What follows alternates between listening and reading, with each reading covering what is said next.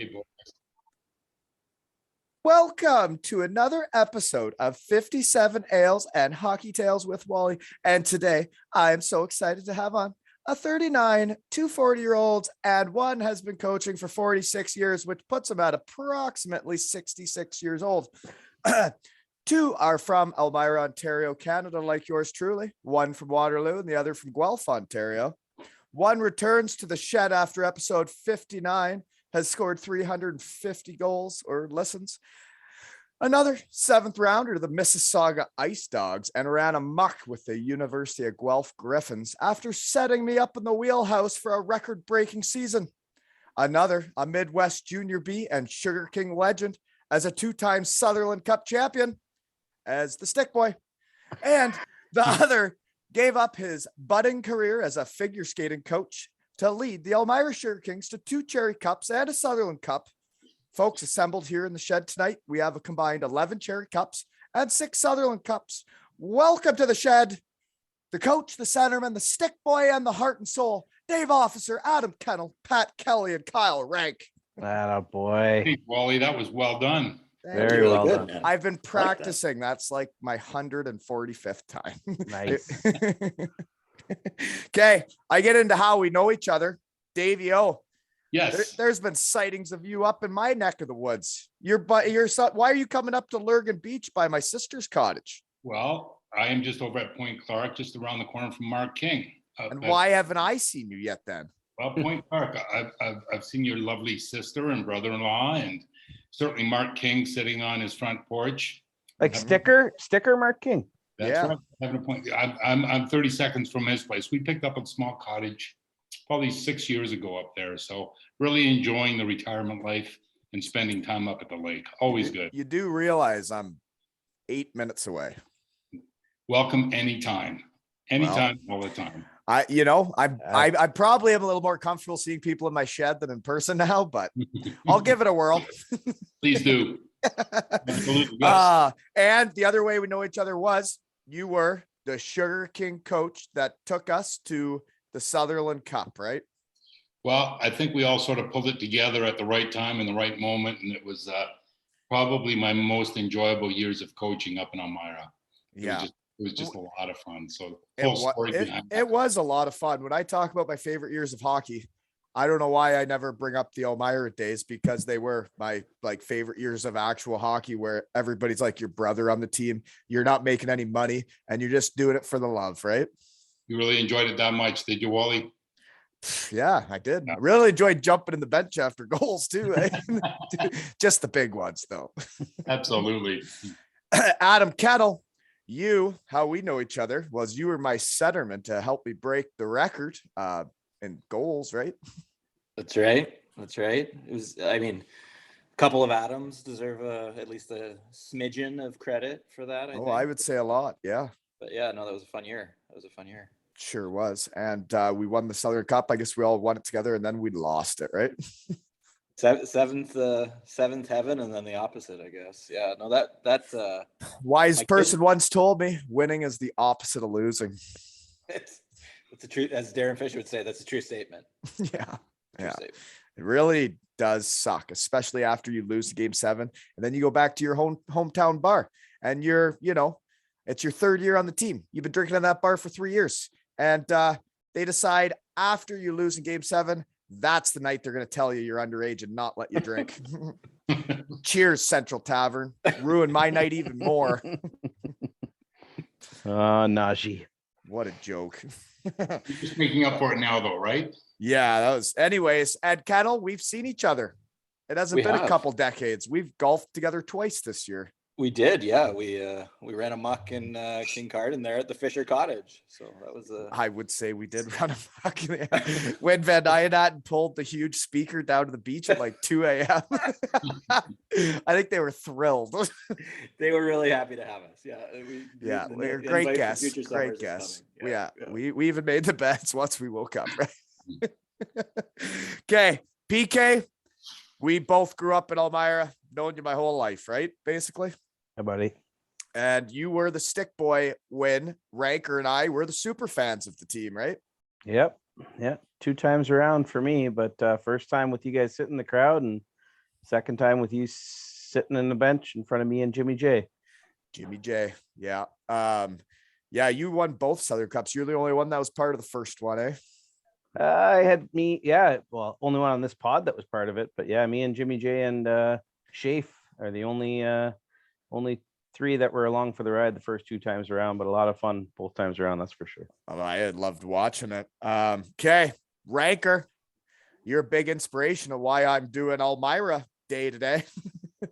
Fred, you are running Friends of Hockey, right? That your old man started? Is that did your old man start it? He wasn't like the soul. So Bob Waters was like the financial part of it, and Jim Radcliffe started. And then my dad was mostly kind of like the equipment guy, where he just knew everybody in town. So they would Sure did. They would kind of come to him and be like, hey, who would have a size 5 pair of skates kicking around? And he knew families that would have kids that age that probably outgrew them. And he would just kind of be the middleman to connect everyone for the kind of the used equipment. And it's huge, man. When like, there's no reason to be buying new skates when kids are young. Like, they don't even break them in by the end of the year. Yeah, it's taken off. Like, it's morphed into something way bigger than kind of I thought it would ever get to. But so many people approached us and just said they had all this used gear in their garage, and is there something we can do with it?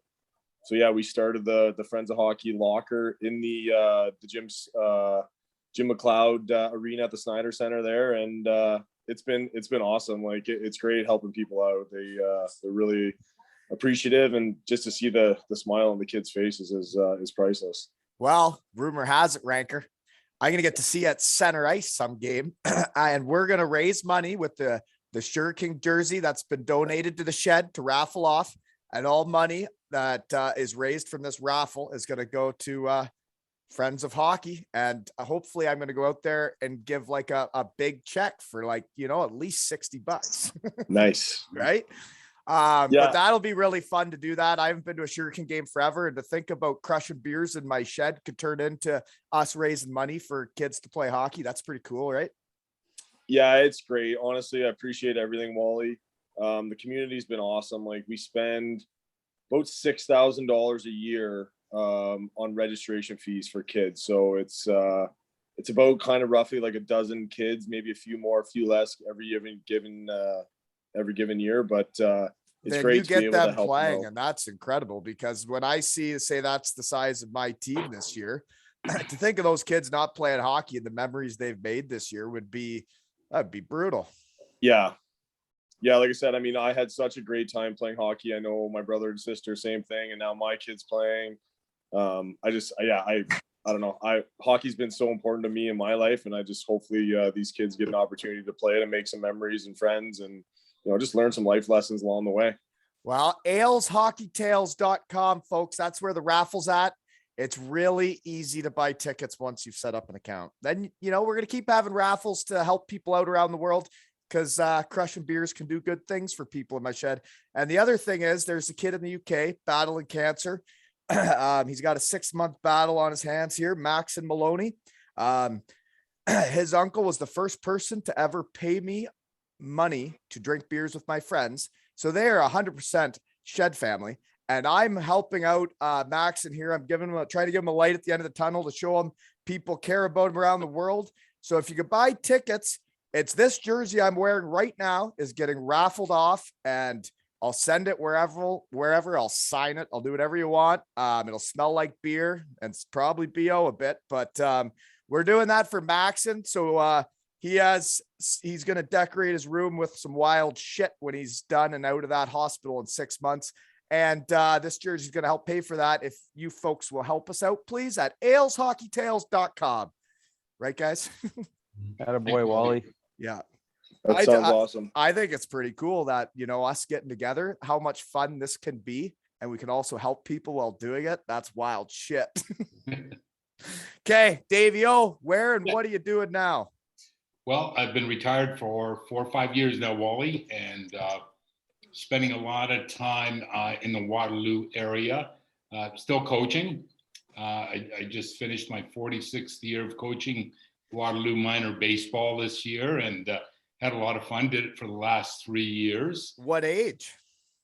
I was doing the U13 kids, and got to know a lot of the boys in Waterloo. Sold the house in Conestoga, so I'm no longer a Woolwich native, but into Waterloo, downsized, smaller home, and just supporting my son Ben, who's now 13 years old. I know Ranker's met him a few times, and Fish, and up at Darren's in the Ceiling Cottage, and really enjoying being back in the rink after many years with son Scott. Right, you guys remember Scott hanging around the rink with me as well. So, and I actually have a grandson, actually 2 grandsons. I have little Jackson, who lives in Elmira, and I have little Oliver, who's in Kitchener.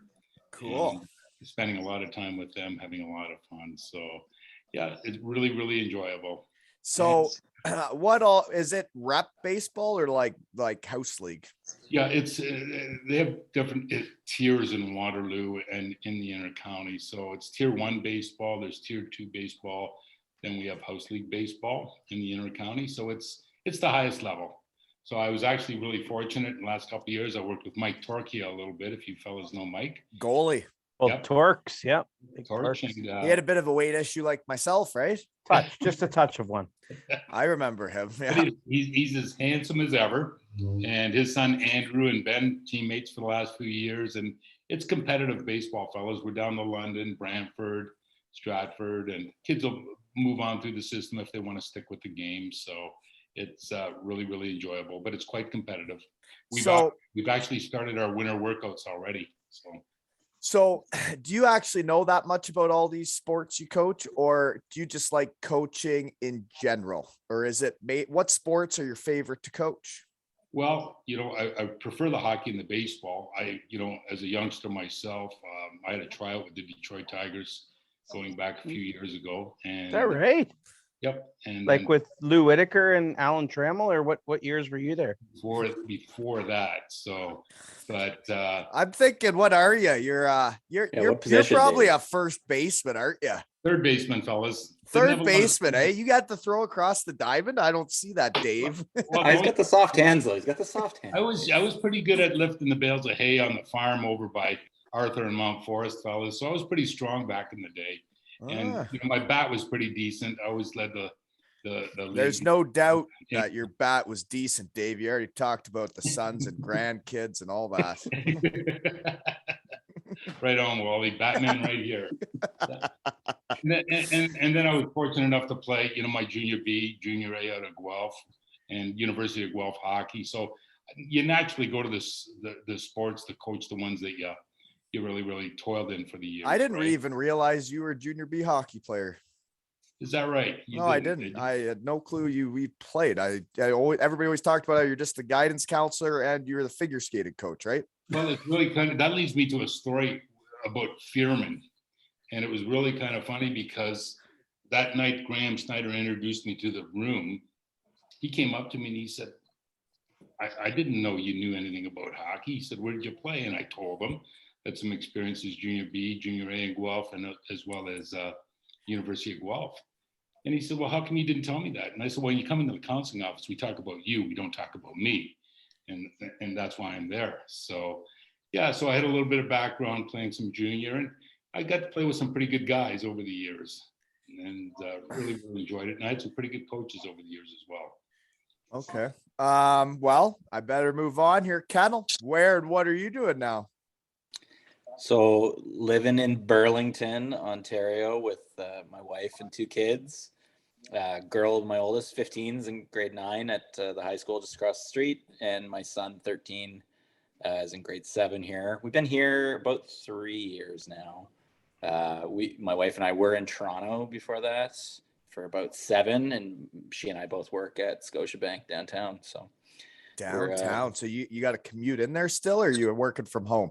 Well, we've been working from home for about 2 years, but we're starting back now. So I was there on Tuesday, like riding the GO train and stuff again. So kind of depressing, eh? But kind of good, I didn't mind the world. You weren't working from your shed when you're at home? Oh.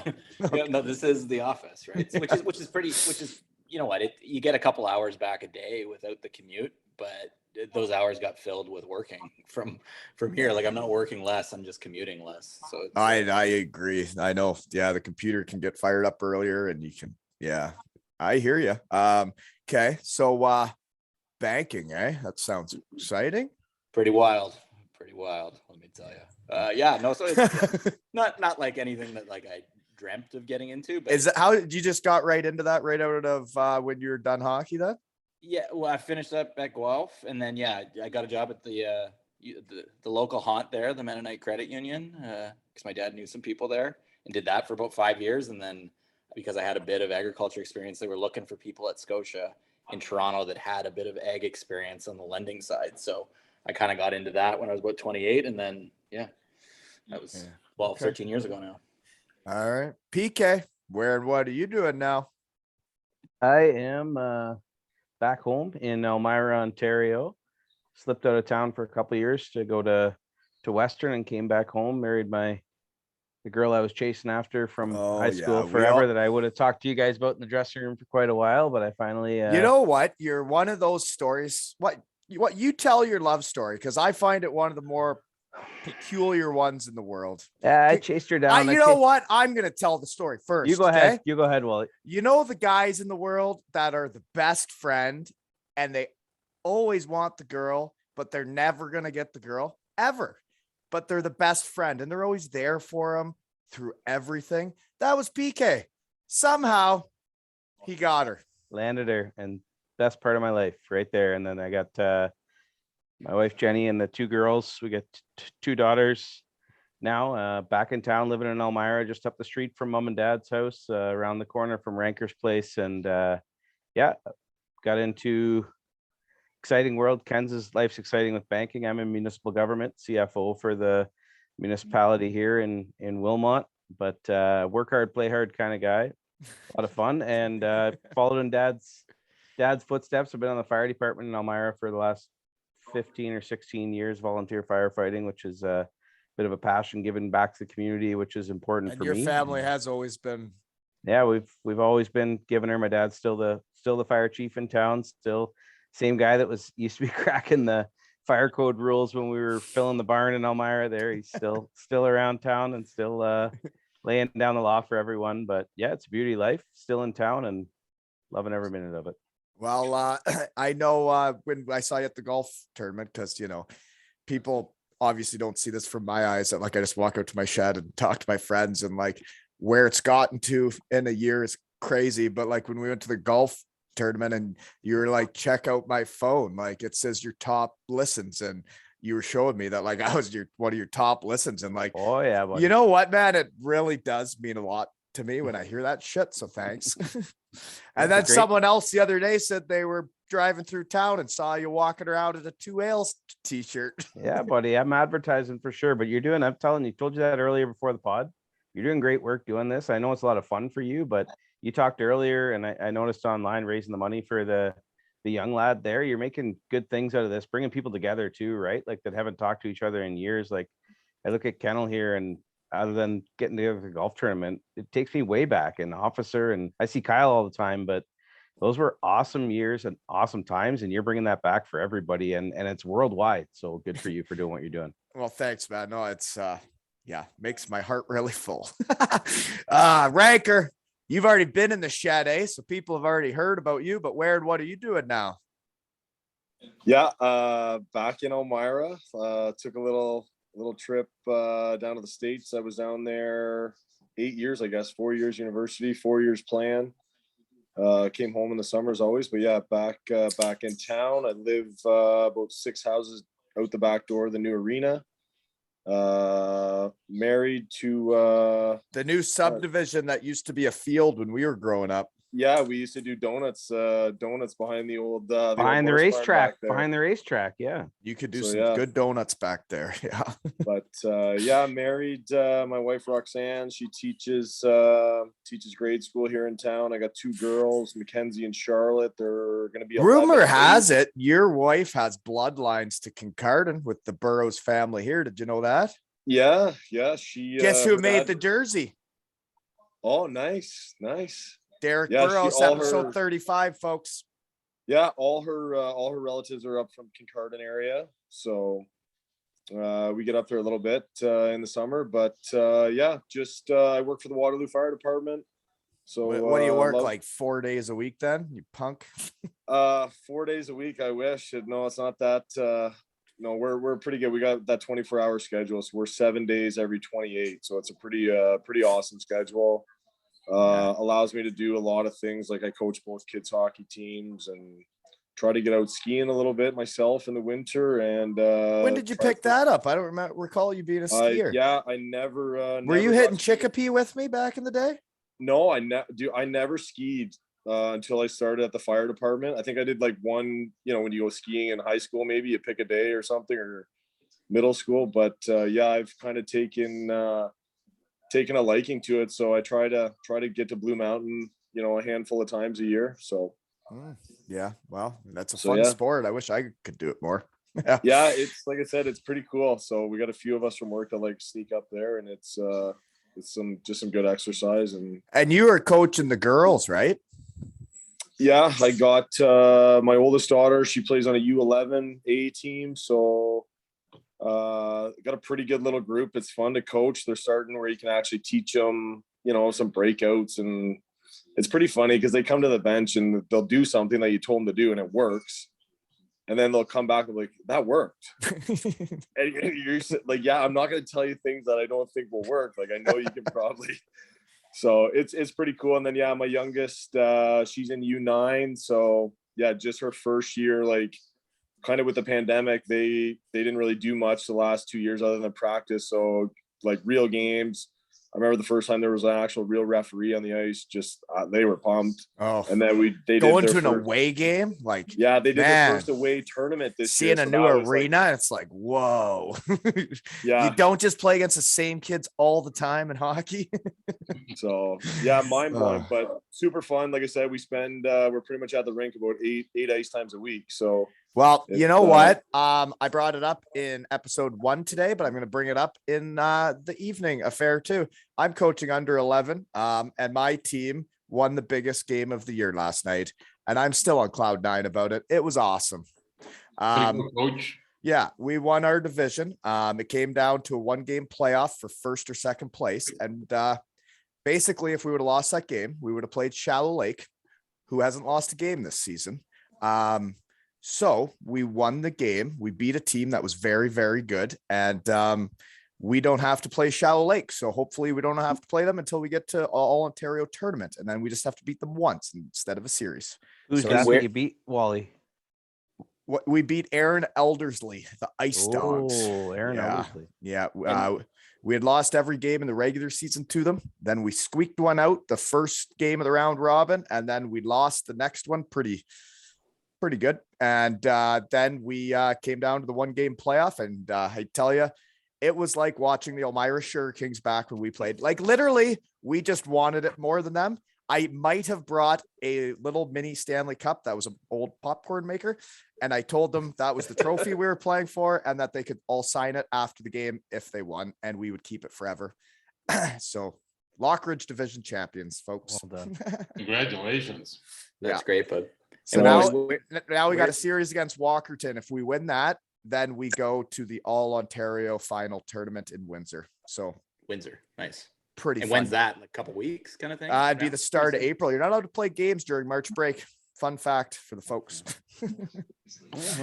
But yeah, no, it'd be really, really cool to go to the All Ontario tournament with these kids, because literally they like love each other and they're best friends, and watching them play hockey like they did yesterday, it brought back memories of what we would do for each other on the ice. They literally just outwilled the other team. They just wanted it more. They loved each other more and they cared more about each other, and they ended up winning because of it.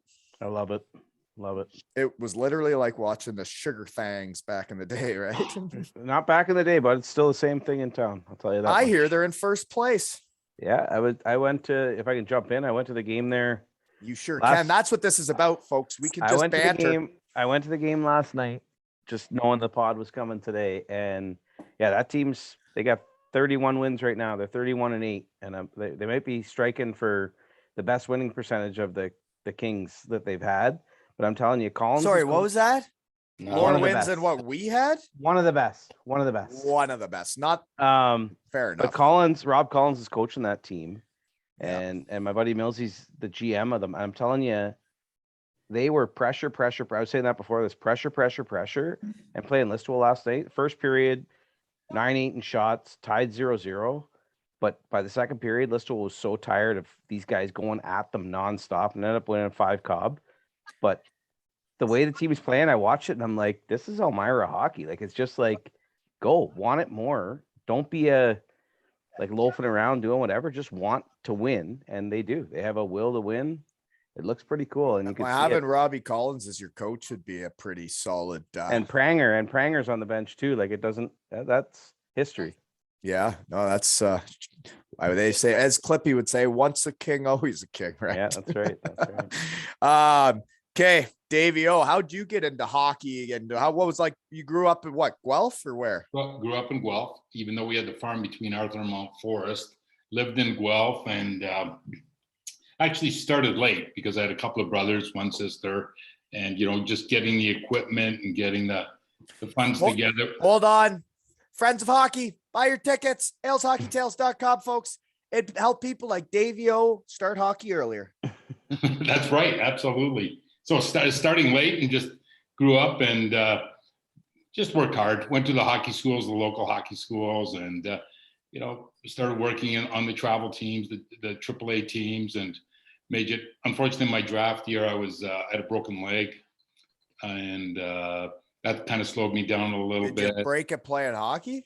I did. It was actually, we were playing, it was a AAA game down in Oakville, my minor midget year, and I was a forward, and I had a partial breakaway at that time, and my leg was extended, and the guy dove on it as he was clutching and grabbing at me and snapped the bones out. So that kind of slowed me down a little bit, but got back on the horse, played ball that summer, and then moved on to a little bit more hockey and some junior, like I said. So then how'd you end up at Bluevale, that you're Jeff Van Nijenatten's guidance counselor? Well, that's an interesting story in itself, because I actually used to teach up in Grey County.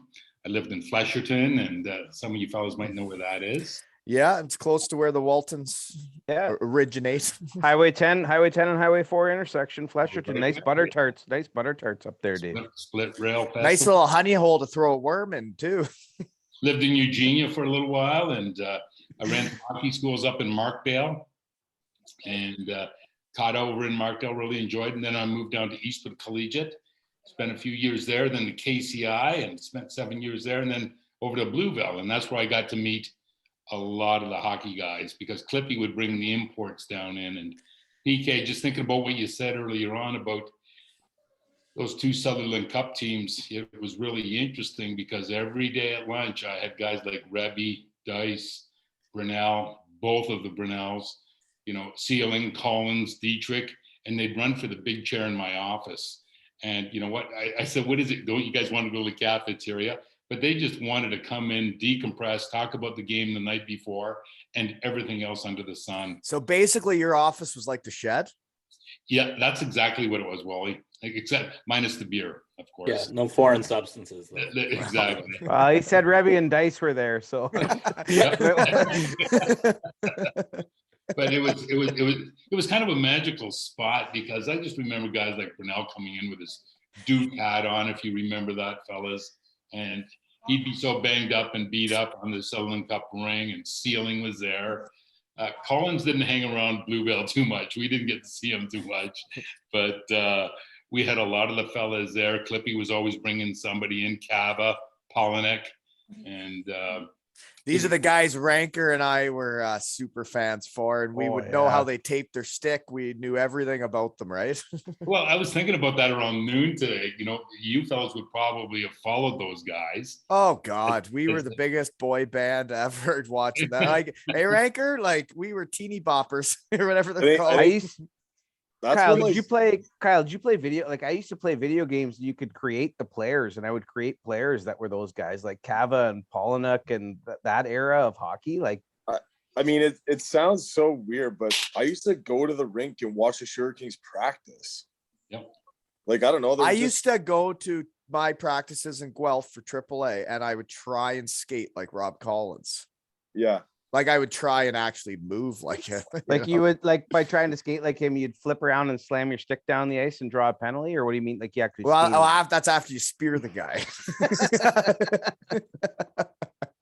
And actually, before that, fellas, you probably remember Chris Richards, Greg Esdale. Who are those Cornwall boys that came? McMillan, Trevor, the goalie. Yeah. Cupper, Trevor McMillan, and Mark Campbell came down, played with that team. That's right. Mario Gibault. Mario Gibault. He married a girl from town, Amy Kramer. Amy Kramer. Yeah. So, Dave, you basically would help these guys make it feel like home when they move to town from wherever. Absolutely. And not only that, you know, those guys coming in from Sault Ste. Marie or Cornwall, whatever, you know what, they might have different issues, right? And so the biggest thing is just to be in there, to listen to the fellas, let them know that you cared about their story, what they had to deal with, and then make sure that they'd go over to for Snides and Blocky and show up at the rink ready to play, right? And it was really, really kind of cool because when they won that Sutherland Cup, PK, you'll remember, was it down in Strathroy? Yep. No, it was the first one was down in St. Catharines. St. Catharines. Yeah. When they won it? Yeah, St. Catharines. There was a big comeback win though in Strathroy. Strathroy. Strathroy, we were down 5-1. That's 5-1 right. in the second period in a must-win game. And in the round robin or in something. the round robin, had to win the game in the round robin, and Grundy went in the room, and Skip and Blocky didn't even go in the room, and Grundy went in the room and talked to the guys, and they had to win the game and down 5-1 and came back and won it, got into the finals. Clippy actually told the story during game one of today's doubleheader. Oh yeah, no, that's a hell of a story because that game was phenomenal. But that's a team, right? Dave, go ahead. Sorry, I don't want to cut you off. No, big team. And the thing about that though, PK, just to build on that, was they called me from the dressing room that night. And they were right in the room, and it was. They're calling their guidance counselor from the locker room. Yeah, they called from the locker room, said you are now talking to the Sutherland Cup champions, and it was just, you know, the hair stood up on my back. It was just so cool because my kids were 9 and 10 years old at that time, and it was just so cool that they would take the time to do that. But you know what? The funny thing is, you'd hear their hockey stories, their hockey tales, and everything else in their lives at that time, and whatever the issue happened to be. So it got to be really, really a great, enjoyable. You had friendships with them. I had the best job in the world, fellas. It sounds like, wow, you know what? I'm going to keep working at this until I have the best job in the world. Oh man, you'd be wonderful at that, Wally. But you know, with you guys, when we were doing the run, you know, was down in Sarnia, wherever I could get information to help the guys, that was my primary objective.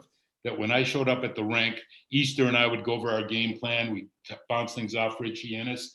Hell, at lunchtime, I'd have Dennis Weidman in at lunchtime when he finished up in London with the Knights. I said, what would Hunter do here? And what do you guys do here? Anytime I could squirrel information to help the boys, you know what? There's a lot of good ideas out there, and part of it is to go out and get it.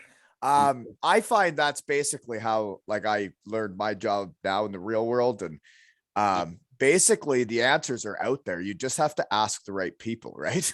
Bingo. Absolutely. Yeah. And every time I have an idea, I always bounce it off at least a handful of people to figure out if it's actually a good idea or not. But you know what, Wally, you probably rely on a lot of your natural instincts, your upbringing. Well, if your gut says it's a bad idea, it's usually a bad idea. Usually is, eh? Yeah. Okay. PK.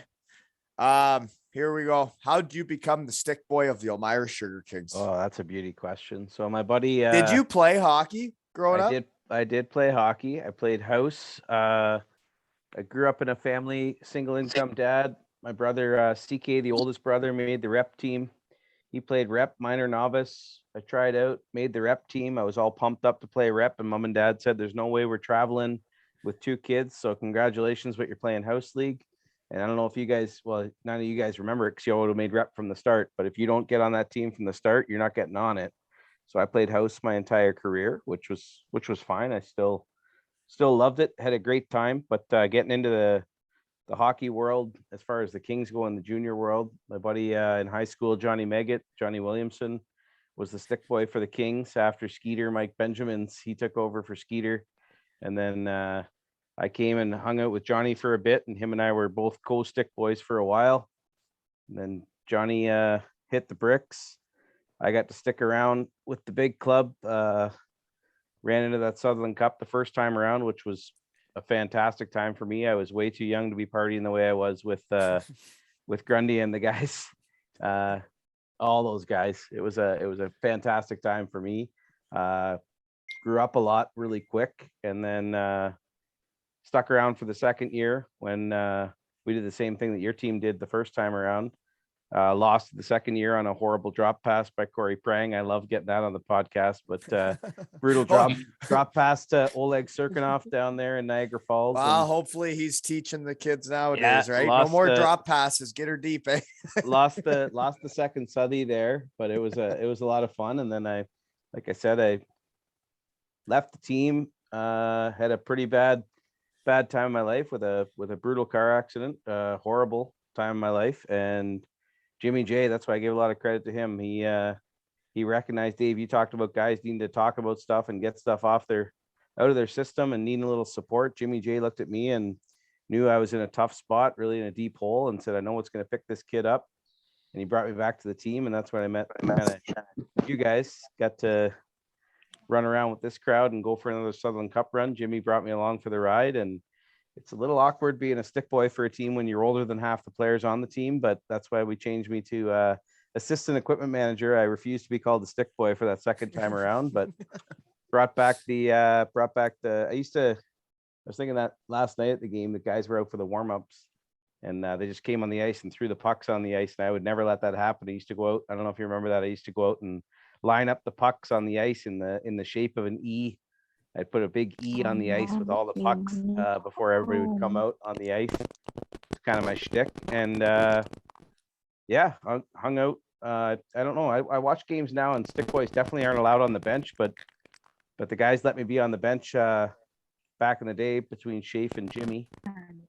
I used to be out on the bench until I took a bench minor. I know I took a bench minor for yelling at the ref at one point in time, and Shafe took the blame for it, but not many stick boys get a bench minor, but I definitely got one for saying something to Brad Fagan. I don't know if you guys remember Brad Fagan was a ref. I yelled something to him and it didn't go over so well, but yeah, a lot of fun running around with that team, a blast. And I love these stories. Like, well, you were part of the team, like realistically, PK, you were part of the team. I know you were older than us, but like you were our friend. And like in high school, like me, you, Heckendorn, and Eggets, it was cribbage and euchre like every day, and it was every single day. It was competitive. Yeah, it got a little wild. We might have put a little money on some of those games, but it was some serious stuff when you're playing crib that time of night. You were the assistant equipment manager. You were the stick boy. I'm just kidding, because you were an integral part of that team, right? Every team's got their different things, right? And Cardiff, when they're leaving, there'd always be one guy that would yell, "Whoa, Bussy, stop the bus!" Like they had forgot something, and then he's like, "Did you pack the 2 points?" And then everybody laughs, right? Elmira had a little bit of a different one, right? That maybe was a little more inappropriate than that. Right? Yeah, we had a little bit of stuff going on, but whatever worked, right? It's just kind of, and that's all part of like winning, right? You got to have those fun little things you do that you really want to do, and that makes you want to win a little bit more. Yeah, no, I was glad to be there for all of it, and love still celebrating to today. That's awesome, buddy. Well, you got two rings out of the deal, eh? Oh boy, he's got both rings there. Oh, you're muted. Oh yeah, but I'm finding them. There they are. There's both of them. Oh wow, yeah. The double dip. Yeah, so I won a few times around the world, but that was the only ring I ever got. Nobody else gave me a ring. I got a gold helmet back there, but no rings. Yeah, Seddon tried to keep me from getting a ring. And I said, no. Jimmy said he's getting one. That kid's getting a ring. He's more a part of this team than most of the people that are getting rings. So you were completely part of the team. One thing I didn't want to overlook, though, Dave, when we were talking about being a guidance counselor, was you never discussed Jeff Van Ijenat. Was it easy dealing with him as his coach and guidance counselor? No, not at all. For Jeff, everywhere he went, whether it be in a school, at the rink, he's just has this competitive nature about himself, and you gotta love it about him. Like, I mean, whether it be playing cards in the cafeteria, shooting hoops in the Blue Veil gym, it could turn into a fist fight real quick. You know, and the thing is, he's probably one of the best all-round overall athletes that I've ever worked with, just because you see that kid shoot hoops, you know, like he's Let's got not so pump many- his tires too much, eh? He's gonna be listening to this shit. Oh, is he? Well, you know, his athleticism was outstanding. It really, really was. And, you know, Bad body odor though when he started sweating, eh? but you know what? He was very determined in everything that he did. And as for the body odor, never got that close. Oh, it was brutal. But whether like my whole Sugar King start is I can thank Jeff for that, because Graham gave me a call and he said, "Do you have time to come up to talk to me and Jeff after practice on Monday night?" He says, "Some things we've got some concerns about, and I won't go into any details." And so I'm there for the meeting, 8:00 or whatever. And I think that's just when I let the coach go, and there were lots of challenges around the rooms and a lot of difficult things going on. And so Graham told Jeff, "I want a meeting, you, officer, and myself in the office up in the old arena." So I was there, Graham was there, Jeff didn't show up. And so we just started talking hockey in general, and we sat around and waited for 2.5 hours. And that's when he talked about my background. And What are you playing with down there, Dave? You're not. Oh, What are you sorry. putting? Doesn't Let's that sound stop like that. Nathan doesn't show Sorry up? about that, guys. And so anyway, long story short, he said, "Would you be interested in ever coaching the Sugar Kings?" I said, "Listen, Graham, I just lost my wife last year. My kids are young." And he said, "No, I really want you to think about it." He said, "We're interviewing candidates, but we might have a good fit here." I said, And you know what? There's no way we win without you.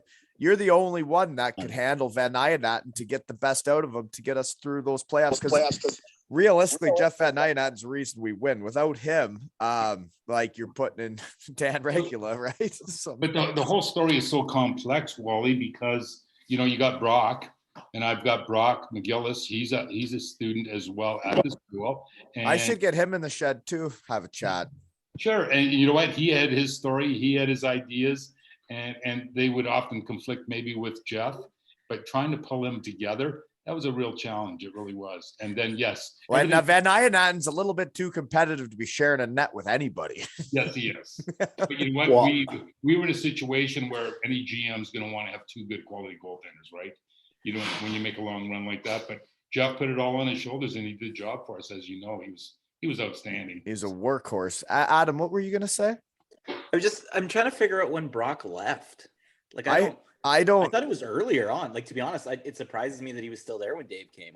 I thought he was gone pretty early on, but Well, I think he was just leaving right around that time. Something to do with You didn't coach him, did you? You just were his guidance I was counselor. his guidance counselor, but he left, and you know, like, I mean, he felt he was the number one guy, and you know, you always had that sort of competition for the crease. Being a goalie, man, that would be a mental pretzel because, Good way to describe it. So well, he- you wouldn't know if it's how you move in net or whether or not you actually stop the right amount of pucks, or why the coach would really make the decision of who goes in net, right? Because realistically, if you're going to be a good goalie, you expect to be in that net, right?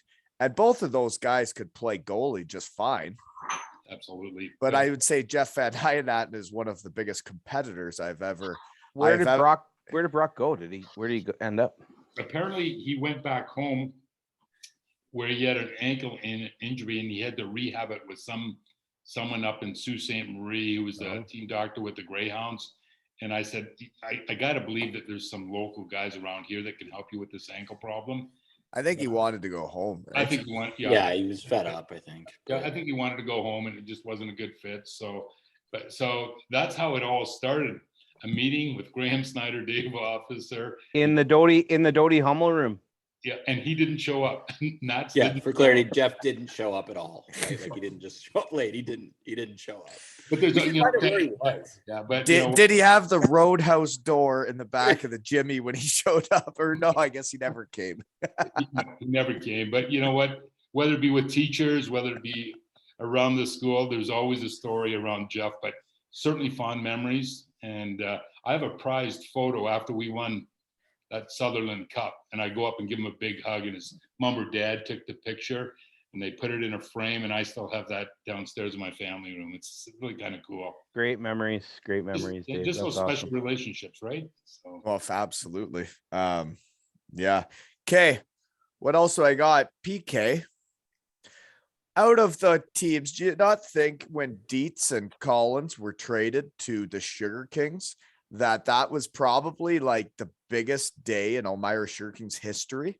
I'm pretty sure that was the worst trade ever in the Waterloo Siskins history. I'll tell you that much. Almost They in gave up. hockey. Like there's not many hockey trades. Oh, as any. sorry, Kennel. I could think of another one, but that was probably the worst trade they ever made because those guys coming to Elmira flipped that whole team. Like that team was really good.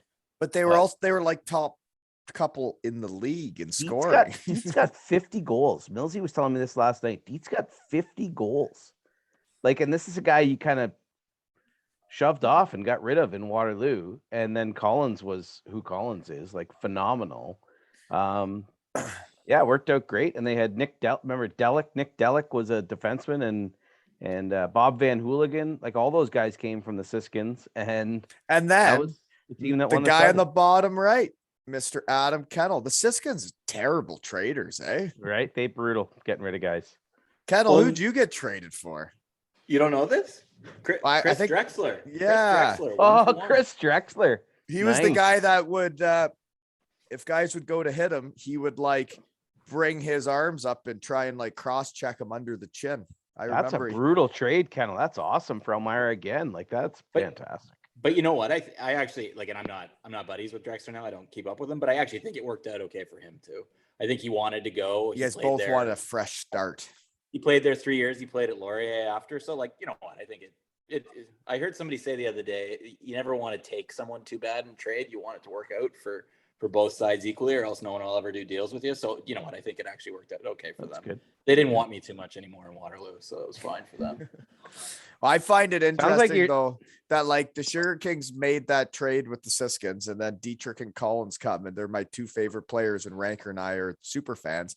And like I wore those numbers because of those players. And then Brandon Dietrich is the one that ends up getting me to Germany, right? That starts like the whole career of like the stuff I actually like the East Coast sucked. You know, the interesting thing is too, Ranker, about those two guys, like if we get into them a bit, both super nice guys and have always been nice. Dietz, like I'd be in the assistant equipment manager will call me on the bus. Dietz is the guy that'll sit with me on the Kennel did the same thing, but would sit with me on the bus as the stick boy on the bus and would hang out and talk to me like I was a person. And then I'm thinking last night I was at the Kings game. Collins is coaching this team now. He's walking past the stands, walked past my daughters. I'm not there with them.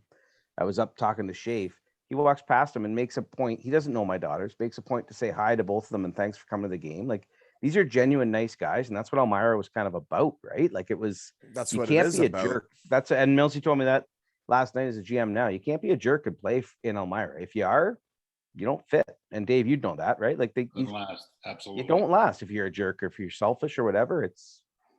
And those two guys were the epitome of that. They were great guys, right? And Kennel's all right too, I guess. But And just a lesser note, like not to leave the guy out, but wasn't McAdam part of that trade too? Like I know he's not from Ian Waterloo. McAdam, yeah. yeah, And, McAdam. and his teammates all loved him on that team, and he was a big Oh, yeah. part, right? Like the guys that play, say your fourth, third line, like they got to embrace the role and they got to be liked by their teammates and buy into everything to win championships, right? Yeah, He's you're one right. of those guys. Oh, he's actually one I keep up with a little bit. He sells me insurance, so Oh, nice. I think he's living in He lives in Heidelberg. Heidelberg. At his I coach his daughter. At his folks' old house. Yeah, that's Ranker, right. we got to get you more involved, eh? What do you want to Yeah, talk no, about? I was just gonna jump in on the nice guy thing. Like, I mean, that's the greatest thing about hockey is you got to be a good human. You know what I mean? I don't care.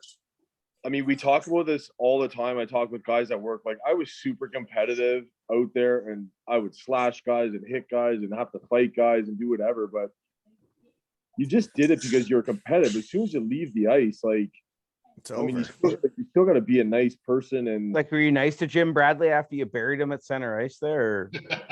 I mean, if I would ever meet the guy, sure, I'd be nice to him. Like, I mean, I made it farther than a lot of people in hockey, and did I deserve it? No, but I look back, it probably because I was a nice person. They just gave me a chance. And then when I got the chance, I just had success. I was a lot more than that, Kyle. But You're one of the hardest workers I've ever been on the ice with. Whether it was the Rim Park League and the men's in the summer, it was like, good gosh, you're exhausting. Just slow down. It's the fucking summer, Kyle. Wally, I want to speak to that on 2 occasions with Ranker. He probably doesn't remember this, but I worked a camp, like a preliminary hockey camp with Mike Wright in Elmira. And I think, Ranker, you were either a bantam, maybe a minor midget. And I thought, holy shit, can this guy fly? And his work ethic was amazing. This is the first time I met Kyle. And it was funny because I was on ice, Mike Wright was on ice. And I felt so badly because I couldn't get out of Ranker's way. Every way he'd turn so fast, he'd bump into me. And I felt like an idiot because the kid was just outworking everybody on the ice. He'd do that in the Rim Park League in the summer too. It's embarrassing. And the other thing about, I remember Graham giving me the lowdown on the whole lineup when I joined the team. And then he came across Ranker and he gave me his interpretation and his opinion. And so what I did is I just sort of sat back my first few games and I watched and I observed. And what I observed about Kyle, it was just, he just kept getting stronger and stronger every game. And I think it was his consistency, because no matter what it was, whether it be the thinking part of the game, the performance part, the execution, the tactics, he was always the same guy. Yeah. And he was probably one of my all-time most consistent athletes that I've ever worked from or with. And I think a lot of that, Wally, had to do with his golf game, his golf training, because how important is consistency in the game of golf, Ranker? Yeah. I mean, I think when kids play other sports, I mean, obviously I was really into golf and played a lot of golf and learned a lot from golf, but I mean, I think it did translate into my hockey game, right? I mean, I was lucky too. I mean, obviously my career, I mean, when you took over, I mean, I started playing more and getting an opportunity, and then obviously shadowing Nathan Horton in the Sutherland Cup final was life-changing for me. And then, I mean, obviously going off to St. Lawrence, like I remember when I came back that first summer, I mean, my brother still tells me, he's like, I don't know how you got so good, but it's the first time I mean, this sounds so simple, but I didn't do it. Like, I never really worked out. I was playing golf all summer. I never did. I mean, I did Bridget Wolf power skating, but I didn't do all these things. I never played AAA. I don't know. I always got into the right place at the right time. And then, like, my only goal was to make the shirt things. I thought that was the coolest thing. And then, hey, I think you got your hands by like your microphone there. Sorry. There you go. Get your mitts off of there, you filthy bugger. Sorry. But no, there you go. Oh my God, you sound so much better. It feels so much better now. When I got to St. Lawrence, it was the first time where I actually just concentrated on hockey 100%, like got to work out, got to go on the ice in the morning. And honestly, like, do you know what, Ranker? One of the biggest things for me was when I went to Western Michigan was playing hockey every day, right? I was gonna say same thing. Yeah. It was incredible, right? Being on the ice every day, it's little stuff. It just smooths out. And well, in university in Canada, at least, you play so few games. Like, it's a 24 game season, right? So it's like all practice. Same. Well, and I find I learned, like, I was a hockey nerd, so I learned so much. I mean, I played with Rich Peverly my first year at St. Lawrence, and just talking with him and learning from him, and you know what I mean? I was a hockey nerd, so I just soaked everything up, and you tried to pick up a little tip every day or something, whatever. And I mean, it worked out unbelievable. But like I said, I link it back to those days, like Wally, when we were super nerds, super fans going to the rink. I mean, I wouldn't change it for anything, man. I loved going to that arena. I mean, I was the kid who showed up, like, I'd show up an hour early for my practice just to sit in the room, tape my stick. Well, okay. I say soft shit in my shed all the time. So I'll say something soft to you, Kyle. I don't even care. You say you did good because you're a good person, whatever, but like, you did good because people play like their personality. And you were a guy that would literally do anything for the team. You'd be on the fourth line. You could be on the first line. You could be the first power play. You could be the first penalty kill, or you'd be on the fourth line and be like, that's fine. You want me to just block shots and like skate around and piss people off? You would do whatever it took, and you never asked for anything in return. Kind of like running Friends of Hockey, because you're doing it. Nobody's coming up to your house to pat you on the ass and say, way to go, kid. Like, you're just doing it because you're a nice flipping guy, right? And that's how you played hockey. You do anything for your team. And that's how a lot of people that played for the Sugar Kings were like. You just do anything for your teammates. I can jump in there, Wally, and just say that like Kyle will not give himself credit for something like that Friends of Hockey thing. I know. And I'm so glad you raise it. Like, it is massive. And like, even if people just want to try it out, like I got a daughter that wanted to start hockey and was kind of like, I'm not sure if I want to do it. And the first person I thought about calling was Kyle Rankin. I'm just being like, Ranker, my daughter wants to kind of try out hockey. You got some shit laying around? And he's like, yep, I'll go to the rink right now. I got the key. Let's go to the rink. Let's pick out stuff for her. Like, he would drop anything to just help you out. And you're now that's I won't get teared up. Are you not? I won't get. Are you not making a rink for the kids in town? He does it all the time. He's got 2 rinks going, and I'm telling you, Wally, this is Kyle to a T. And Kyle, you know that this is your old man to a T. I was gonna say I know where he gets pretty it from. deep. He bleeds through pretty deep through Kyle. Like, he will give everything for this community, and that's beauty, man. And when you said that earlier, well, I'm glad you grabbed on that you don't deserve, or you got this and it happened, you were lucky to. No way. No, you went and got everything. Yeah, you went and did that on your own. A dandy. And sure. Yeah. Sure, Dave threw you on the fourth line. Dave threw you on the fourth line. That's not your fault. Right? That's the way it goes. Just do Hey, it. by the way, I just got an email from Clippy that said he had a fantastic time today in the shed, and he loved catching up. So that's pretty cool. Beauty. I better shut the email so it stops popping up. Obviously, I mean, thanks for all that. That's wicked. I will say this though. So I'm never saying anything nice to you again. So I'm all out of it too. I'm done. Enough's enough. I never appreciated. I mean, I was always like a fourth liner, right? Sugar Kings, fourth, third line. But when I got to St. Lawrence, my senior year, I played on the first line. I've never felt more pressure in my entire life. Like, it's hard to, like, when you're the guy that's supposed to score the goals and you go out there and you have to do it. I mean, I give you guys tons of credit, because Wally, like you and Kennel, you should try it in Germany when they call you an import. That shit gets real stressful. Like, it was so easy. It was so easy as a third or fourth liner just to go out there and work hard and block shots and hit people. And as long as the other team didn't score and you forechecked, it was like good shift. But when you were the guy that was like, hey, we're down by 1, we need one, and you're out there, I loved it, but it was I'd never felt pressure like that before, and then it made me like realize, holy shit, like, well, I've never been one of these guys before. I always talk about like, I don't really like watching random people play hockey. I like watching people I know play hockey. I would rather go into town and watch a Kincardine Canucks game of all the kids I've coached in town play against another town than watch an NHL game. But there was a time I watched you play in the AHL ranker, and like, when we were on the Shirt Kings, you were like a third, fourth liner, right? And like, you had left on a golf scholarship and then came back, and like, hockey wasn't even like it wasn't even like what you were pursuing at one time. And then I watched you play in the AHL, and you tried harder than everybody. You were playing third line center, and you were one of the most noticeable players on the ice. And I was like, holy shit, look at Ranker go. And then you were like done like a year or two later. But it's because your ascension all happened later on, and like, you were still getting better when you retired. Yeah, I mean, I had to grow up at some point, but I don't want to sound like, well, you got the lottery ticket 7 days a week. Yeah, 7 days a month.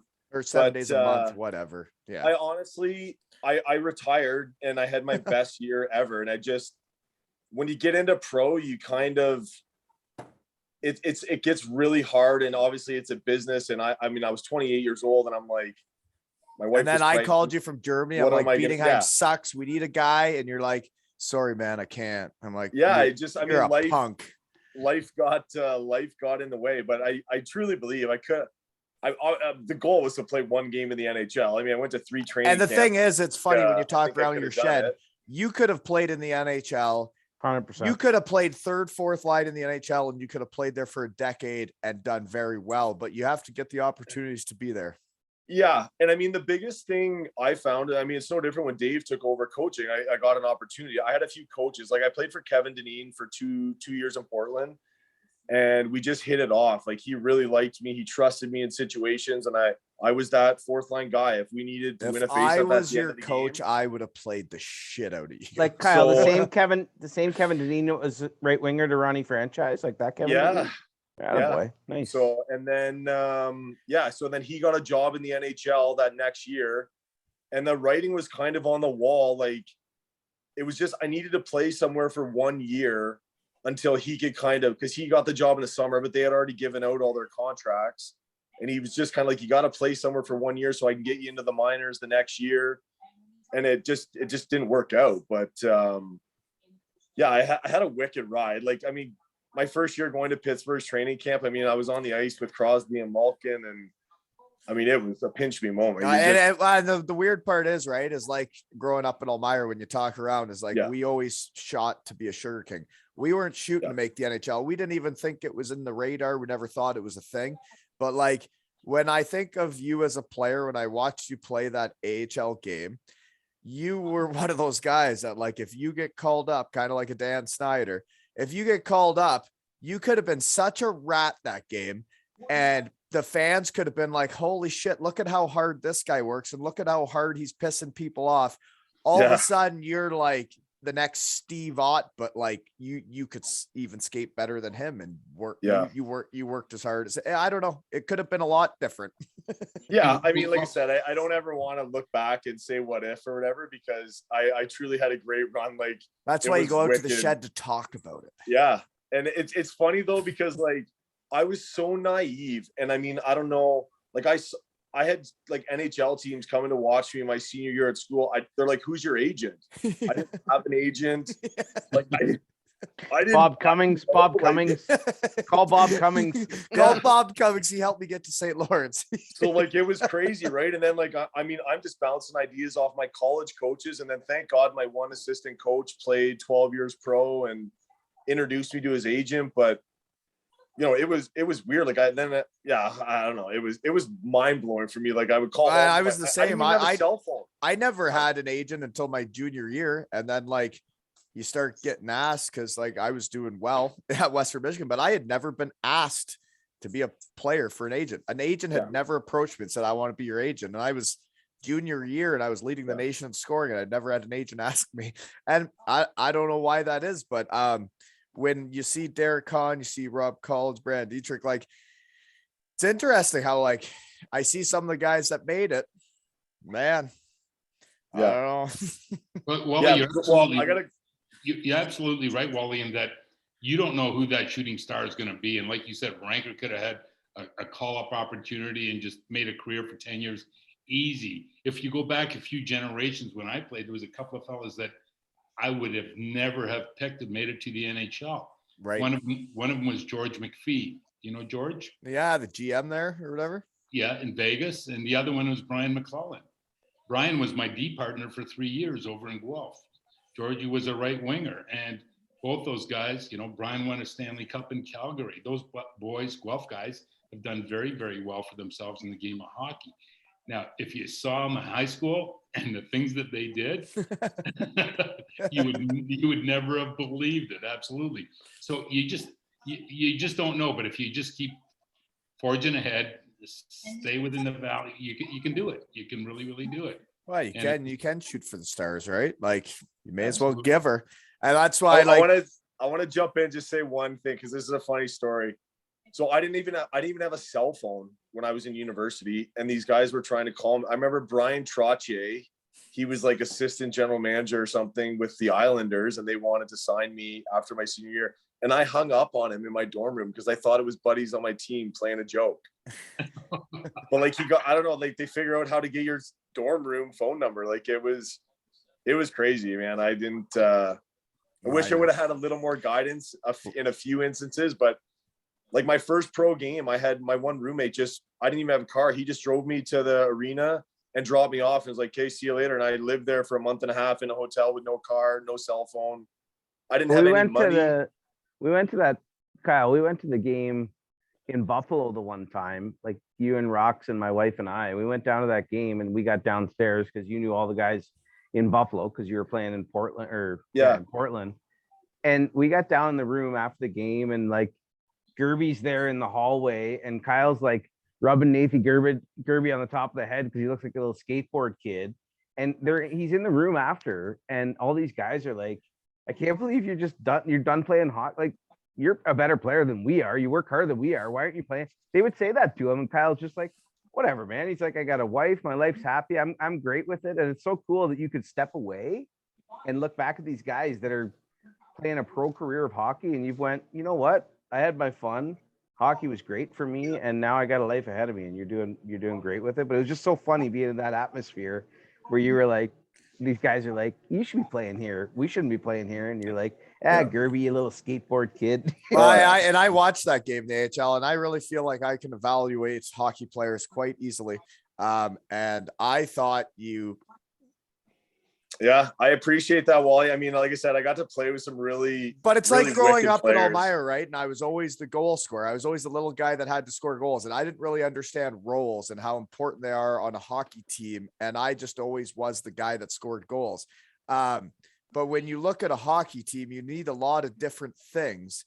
And I've never seen in my career, and this is the last softest, nice thing I'm going to say to you today, was I don't think I've ever seen a third or fourth line center that's better than you in any league. I've played it. So I appreciate that, Wally. Last time I'm saying nice, shut up. We're moving on to Adam Kettle. Yeah, let's go to Kennel. I was going to say, shut up, Frank. Enough about you. You suck. You tried too hard in the Rim Park Summer League. It was exhausting. God, just leave me alone. Okay, Kennel, growing up in Waterloo, playing AAA there probably, eh? The whole time or what? Well, we were a AA center until minor peewee, and then it became a regional team. So yeah, I played AAA from minor peewee on. But we had some good guys. So with that, we got some guys from Stratford. Actually, for whatever reason, the Elmira guys seemed to go to Guelph. To Guelph more so. But I went to a Waterloo for a year and a half and then quit mid-season. But I think I heard that on another pod. Yeah, you weren't feeling it at that gigantic Olympic-sized arena with the black and teal seats. Well, actually, I really loved the bubble. The bubble, yeah, I like the bubble. It's a bubble, yeah. That was one of the first junior B games I ever saw was the Siskins playing the bubble. At the bubble. Some of the best hockey I've probably ever watched live, and Dave Yeo might remember some of this a bit, was like the crosstown rival Laurier and University of Waterloo games at the bubble. And I don't know whose home rink it was at the time, but they were insane, right? Like fast and a super tight rink. Like those were fun games to watch. Even at Columbia Ice Fields, they were still good to watch, but that was good hockey too. It's happening tomorrow night. Is it? Yep. Waterloo Laurier, the rec complex. So if you want to revisit that, Ken's. The rec complex, that ice is too big. It is too big. Yeah, it adds. How are you supposed to get into battles and muck it up? It adds a whole new dimension to coaching for sure. It makes hockey boring when it's big ice. Then there's nobody hitting each other. There's nobody battling. It's all just passing it around. I got a question for Ken's. So, like, hey, get your hands off that mic. Yeah, thank you. Mic, Kyle. Thank you, Patrick. Growing up, hey, stop it. You don't sound right. Be better. Get your hands off your gosh damn ding-a-ling. Okay. That's awesome now. That's perfect. Growing up. There you go. Were you You're the figuring top it out. player on your team, or who else were the top players on your team? And then do you remember good players you played against? Yeah. So that's a good question. No, I don't think I was ever the best player on any team I ever played on. And some of that was because we had a really good group. So my age group, we had 4 guys who got drafted to the OHL, and 3 of those guys ended up getting drafted to the NHL. So that's Out of Waterloo? Yeah. So my good buddy Sean Dixon was a 4th round pick to Erie, and then played 5 years in the O and was a 6th round pick to the Canadians. Another good buddy of mine, Peter Reynolds, was a 2nd round OHL pick and then a 2nd round NHL pick to the Leafs. And then Corey Campbell, who was from Stratford but played in Waterloo with us, was a 3rd round LA Kings pick. So none of them played an NHL game, but like all pretty highly touted guys. So my major Bantam year, I played midget. Like, so up a year, there were 5 of us that played as underagers. Dixon, myself, Corey Campbell, Ryan Geese, who ended up playing for the Dutchman, who you guys will remember, and Sean Pringle, who played for the Culletons, who was a double Pringle. underage. Yeah, I remember Pringle. Yeah. And we had a really good team. We went to the Air Canada Cup regionals, and that's kind of the jump off point, right? Did Like, that Dixon? Did Sean Dixon play at Western for some reason? I remember that name at University of Western. He did, which was cool for me because I got to play against him again. But he had head injuries, which was sort of his downfall. Okay. Like, he only ended up playing about 10 games in 2 years, and I keep up with him now. It's like a recurring thing. He can't really play hockey anymore at all, even so, which is too bad. But Some of us don't want to. And so, Ranker, part 2 of the question: better guys I played against growing up. Mike Zingabanis was a GTA player who was really, really good, and was growing up. Like, he's one that you would have seen it coming a little bit. The other guys, like, you wouldn't, like, I played against McGrattan growing up. I didn't know that until I was older. Like, he wasn't anything a bigger guy, clearly. But and this is where I'm gonna gush a little bit, and my good buddy Adam Stocky will agree with this. The best, most dominant guy we ever played with was Brent Walton, and I wholeheartedly agreed with. And I didn't play, like, I had a cup of coffee with Reading and the East Coast League. Stocky ain't telling people that shit, is he? No, but now I'm really gonna gush. But the thing is, like, so I was a 16-year-old when I played too, and I was as good as when I was 16 as I was when I was 21. I didn't get any better. But the thing with Brent was he just kept getting better and better. And I asked you this when we golfed this year. I don't know if it was the roller hockey or what, because I don't think it was like an extreme workout regimen or anything. But you just kept getting better and better. We were like, how is he doing this? Like, it's just every year it was so much better. And you know what? A big part of it was probably confidence, but yeah, it was pretty crazy to watch. Well, you got to have confidence in yourself. And like, I remember I don't know, you're becoming like a man at that point too, right? When I was 16 and I show up on the team, and it's like Chris Puglisi and those guys are on the team, and I'm the 3rd line winger. Like, you're just tiptoeing around the room trying to fit in, right? And then by the end of it, your 3rd year in junior B, you got Adam Love and the boys showing up, and you're like, well, this is like what they taught me. This is what Darren Fit, and you have confidence, and you're like, I'm showing the kids now, and it's just a whole different role, right? Yeah.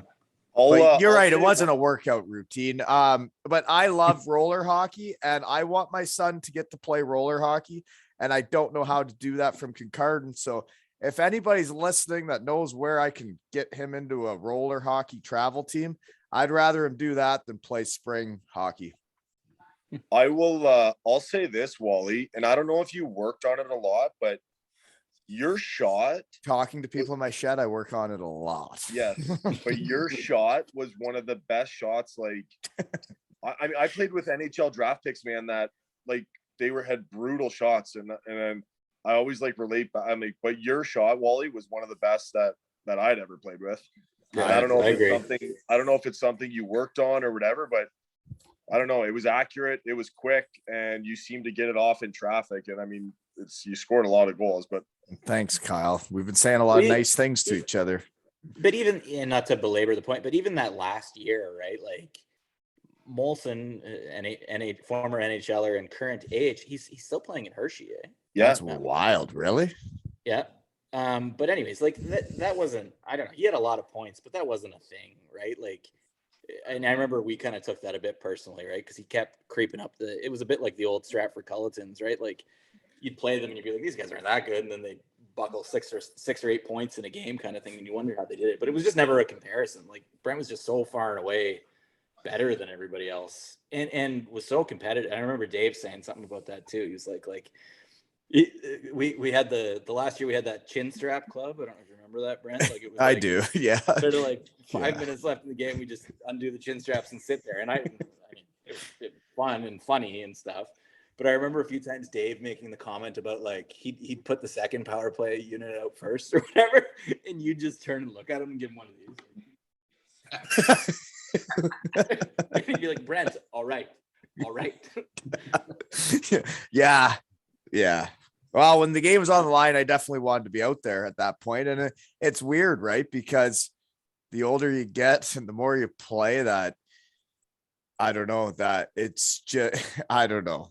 You lose some confidence, you lose some swagger. Back the end of junior B, I was jumping in the bench. I had swagger, I had confidence. And then you go to pro and then like you don't have any of it. And it's like, why? Right. Well, Hey, Wally, did you see that picture I sent you tonight? I did. Yeah. Did you see one? You're hopping over the boards, and the one before that, you're looking up at me from the end of the bench, like either you send me out. What the fuck, Dave? Put me out there. Either you're sending me out, or I'm going anyway. Yeah. well, okay. I did get a bit aggressive with that.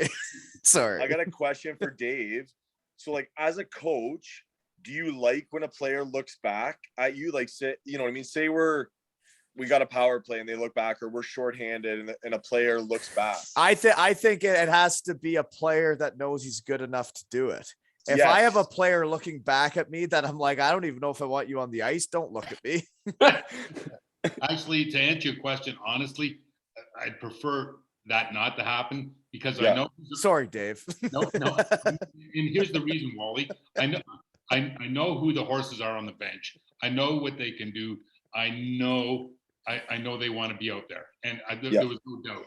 You know, but if you just came off and your exertion level was really, really heavy, Wally, and then I threw power play out number 2 because I was giving you legs for the back half of the power play, right? And those are things that you have to manage as much as, yeah, that's my number 1 power play. But from the dynamics of the game and the way the game unfolds, we did it the other way, right? And I learned that from a guy named Scotty Bowman. I was at a symposium, and I said, Mr. Bowman, he was sitting beside me. And What does a symposium mean? Well, it's where a bunch of hockey guys get together, and it's a think tank. Like not a full conference, Wally. It's just a small gathering. A small gathering of like, so are we having A meeting of the minds. Are we having a symposium right now? Is this a symposium? It's an alcohol fueled symposium. I couldn't believe it. Scotty Bowman, he came and sat down. It was right beside me. Maybe it was the last seat in the house. I don't know. And he had 2 Stanley Cup rings on. I think he's earned 7, 8, or 9 of them. Not sure. And I said, Mr. Bowman, this is who I am. Very nice to meet you. Quick question for you, if I may. He said, sure, Dave. I said, how important, as you are a coach on the bench, the way you deploy your players, how important is it? He said, it's everything. He said, you got to watch every one of your players. Oh, You yeah. gotta watch their exertion rates. You got to watch who's carving the ice, who's not carving the ice. You got to watch shift lengths. You got to see the guy whose shoulders are drooping. You got to see the guy who's always standing up there ready to go, like a Kyle Rank. You got to be able to see all this. And then We're done pumping Rank's tires, Dave. Yeah, we've moved on. We're talking about how I was hard to coach, and I Yeah, was staring we're at on to Wally you. now.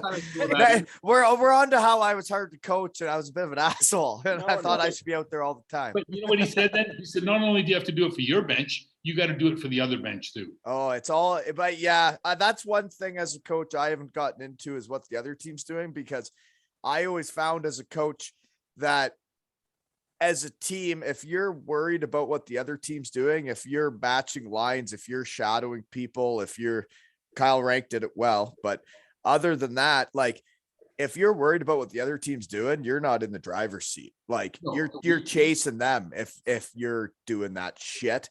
And I don't really care what the other team's doing.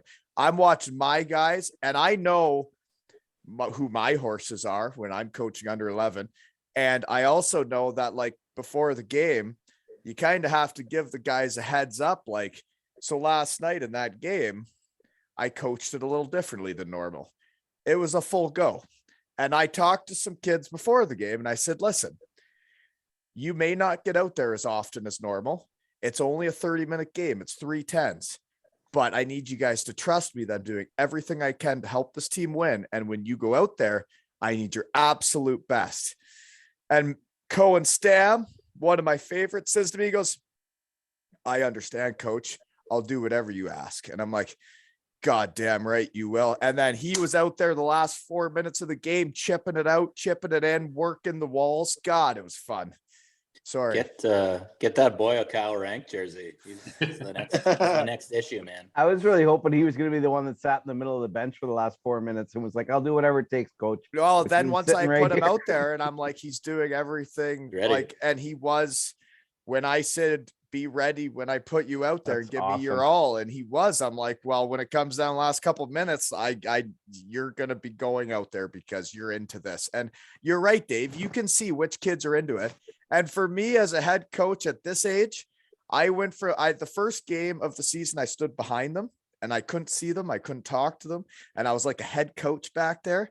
And I did not know what was going on. I couldn't hear them talk to each other. I couldn't see their faces. I didn't know how they were interacting. And I'm like, I got to go down to the door.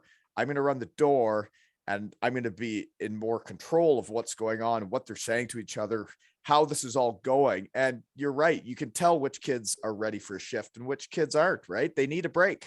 Absolutely. And Wally, I want to clarify, we didn't do what the other teams, like we didn't chase the other teams. We were aware of what the other teams did. And you know what did Nathan Horton get on us in that first game in the round robin? 4 goals. You know what? So we had to make them a part of our game plan because we were aware, but our coverages were our strengths and what I think that's a whole different situation. No, though, that's like, all. That's a whole, Yeah. I'm talking about there's coaches. Like when I went to the AHL, I thought it was the most dysfunctional thing ever because like every time the ref would put up his hand or not, we were changing lines. We were doing this and it was all about like who needed to be out there against who. And that's all the players were thinking about. Nobody was thinking about just going out and playing hockey. But shadowing Nathan Horton was the right decision. That was not No, the that's a wrong- totally different. like you had said. You had yeah. said something earlier. I get what you're saying, Dave, because Wally had said like shadowing and chasing the game. I shouldn't You're have said always shadowing behind. because I know, Kyle Rank because is a legend for that. shadowing of Nathan Horton was the right decision. Oh and yeah, it worked. yeah. Ranker, didn't you blow him a kiss in a penalty box? And Jeff Hicks, who was on earlier today, wrote about it. Yeah. I think I forget what my exact quote was, but he blew me a kiss and I knew I was doing something right or something like that. Yeah, and you said But that to yeah. Hicksy and he ran with it. He was God, Hicksy could write like Shakespeare, couldn't he? I mean, Hicksy was a legend, but honestly, Nathan Horton, he might have been the best hockey player I'd ever played against. Yeah, no, I know. Like he was legit. I mean, he scored. He got 40 goals a couple years in the NHL, did he not? Before he got injured. And it was he got a bad back. Like he was as good as they come. You know what I mean? It's too bad his career got cut short, right? I think was he there the year the Bruins won the cup? Yep. Yeah, he got knocked out. He got knocked out by Aaron Rome. Remember? Oh yeah. Aaron Rome stepped up and hammered him, and that changed the whole course of the cup.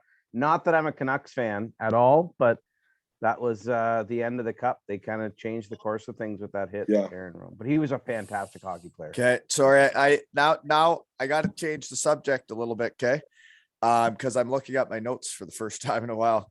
Ranker. Yeah. I invited Darren Fisher, the captain, to come on this. He was a little bit too busy, couldn't make it. But he was at a Leafs game this week. Says your brother there, Garrett, loves penalties, loves to call penalties. Yep. Yeah. Yeah. Had the whistle out that night is what Fish said. Yeah, I was texting with Fish a little bit. He said him and his son Mason were at the game. So usually when my brother does a Leaf game, I usually get like random texts from people I haven't talked to in a while. Just everyone always wonders if I'm at the game or whatever. So, but it is pretty neat what your brother's doing, though, isn't it? Yeah, it's super cool. I've been lucky enough to go to a handful of games or whatever that he's working, and really cool. And then his reffing thing is one thing, super cool. But I mean, then what there's the golfing. On the golf is I mean, it Is he actually, still like, doing it then this year? He's going to be a golfer so again? I think he's got another full schedule planned this summer. Like it's I mean, he's still the number 1 ranked amateur in Canada. So it's, I What? mean, the year he made the US Open was absolutely mind blowing. Like we were on the putting green and stuff, and I mean, I was lucky. Like I basically, I think How he old felt. were you guys when your old man passed? So that was 7 years ago. So I was 30. So, and was Garrett doing all he's doing, and were you doing all you're doing? Yeah, I got hired at the fire department in September, and then he passed away in January. Because I So tell you, he'd be a really proud guy right now. Well, and that's the one thing we always talk about. Friends like, of I mean, hockey, aleshockeytales.com, folks. Buy tickets. Yeah, I mean that's the biggest thing. I mean, he worked so hard to get to provide the opportunity for us to get where we needed to go, and this is kind of like the point where he'd be like, enjoying watching my brother, referee these games. He'd and just be playing going these to the golf Leaf game tournaments. this week and getting to go watch his son ref So, it, right? Yeah. I mean, nothing like, you don't ever want to say it happens for a reason or whatever, but I mean, I think obviously my dad's passing helped my brother, because I mean, he reffed an under 18 gold medal game like a day after my dad died, and I think the NHL looked at that and said, I mean, This guy wants it. This guy's got he's a got some passion. He's driven. He composure, right? wants it. So yeah, I mean, obviously they've, like, the Golf Channel's done a couple nice stories on my brother. If you haven't watched those, like, they're pretty cool. Sportsnet did one too at one point. Yeah, he too. was on hometown hockey. He's done some cool things, but yeah, like, I mean, going to that US Open was like a pinch me moment where, like, I was on the same putting green as Tiger Woods. I shook Jack Nicklaus's hand. Like, I mean, never in my wildest dreams would I have ever thought of anything like this. And I mean, just to tag along with my brother is pretty cool. So, I mean, Yeah. And it's it was interesting mind-blowing. because you're an average golfer too. So, yeah. Yeah, I do all right. Yeah. Hey fellas, you think that's special? I had a kid over at Bluevale, maybe Sir Johnny McDonald. He said, "Can you come watch me play?" He played for the Fergus Devils. I get there, and guess who the two of the three officials are? Young Kyle Rank and Garrett Rank. Yeah. I watched those two guys skate more than I did the goalie who I came to spectate. Did they not skate the exact same? Garrett and Kyle skate the exact same. All I know is that they were ahead of the play the whole time. Like, I mean, like on icings, they beat the puck to the other end. Like, they were so powerful in their stride, and it was just fun to see them sort of talking and chatting, and then coming off the rink, and then have a few words with him. It was just really nice because I got to work with Garrett at the University of Waterloo when he was a student athlete there with the Warrior hockey program. And he was also that dual sport athlete where he was on the golf team. Wasn't he OUAA champion as well? Yeah, he won the OUAs, and I think he won the Waterloo Athlete of the Year or whatever. You know, your brother was one of the first guys I ever reached out to come on the shed. And he told me that there's like rules and the NHL would have to approve me and stuff. Oh, yeah, I know. Like, I don't think I'm going to get that type of approval. Look at me. I'm just me and my shed, right? So you're saying those guys like, that I go know on, when he first got hired, he had to get rid of all his social media and no stuff like social that. media and no sheds. That's apparently those the guys- rules. the guys that go on that other podcast, they have to get approval before they go on that. The refs would. Yeah. Has there been an active ref? I don't think there's been an active one. There's been retired ones. Yeah, okay, that makes sense. Yeah. They don't want to know too much about them, right? Maybe Ken's and I should have asked. Then you'd be able to our chirp them too employers good, first. I guess. I guess you'd be able to chirp them too much or like threaten them because there's gambling now, right? So We refuse to talk about Scotiabank on this podcast. We got it covered. Well, when he was at the US Open that year, the NHL sent a camera crew to follow him around. And so he was hot mic the whole time. And like the PGA Tour guys were like, what can we say? Like, we don't want to get you in trouble, or we don't want to get ourselves in trouble. Like, it was like a little bit awkward at times. So it's like coming to the shed. All right. What should we get? I think we should get into our like championship run, or no? What do you guys want to do? I think Yeah, we should. do it. Yeah, let's do it. Let's do the Sutherland Cup one, eh? Losing sucks. I don't want to talk about the second year. Right? So, Yeah. Dave. Yep. No, we're not starting with you. Adam Kennel's been quiet over there. Yes, he has. Yes, sir. Here we go, sir. This is your second year in Elmira, right? Because you were there, you were there the first year when I'm a rookie too, right? Yep. Yeah. The like Knudsen's last year. Yeah, Timmy Knudsen. Hell of a dandy that fellow was, eh? Yeah, quite a guy. Quite a guy.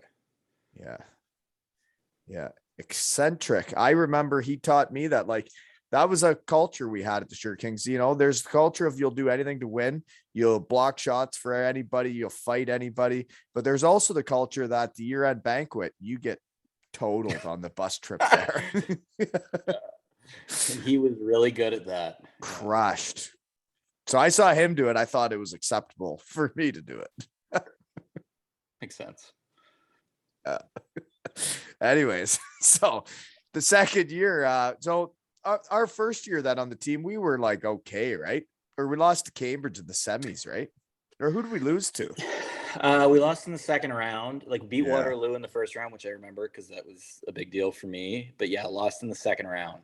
And like I think we finished third that year, like the when you were 16 and my first year in Elmira. But yeah, I mean, not a ton. Like we lost a bunch of guys after that too, right? Like I think Knudsen would have gone, Puglisi would have gone. And that's when we get Van Eynatt was the backup the first year. was. And then he becomes the starter and the guy. But Knudsen's the right guy. Like for him to be the backup, like he's a guy that he respected and like is a 20-year-old. That's obviously the starter and he's obviously the backup. But then after that, Van Eynatt was ready to spread his wings. Fly like the peacock that he is. Yeah. Oh yeah. Who's in the background? Somebody's talking in the background. I like it. Wonder which house that's coming from. Okay. Anyways, Kettle, your second year, how'd it go when we won it? What, you didn't play as much, did you?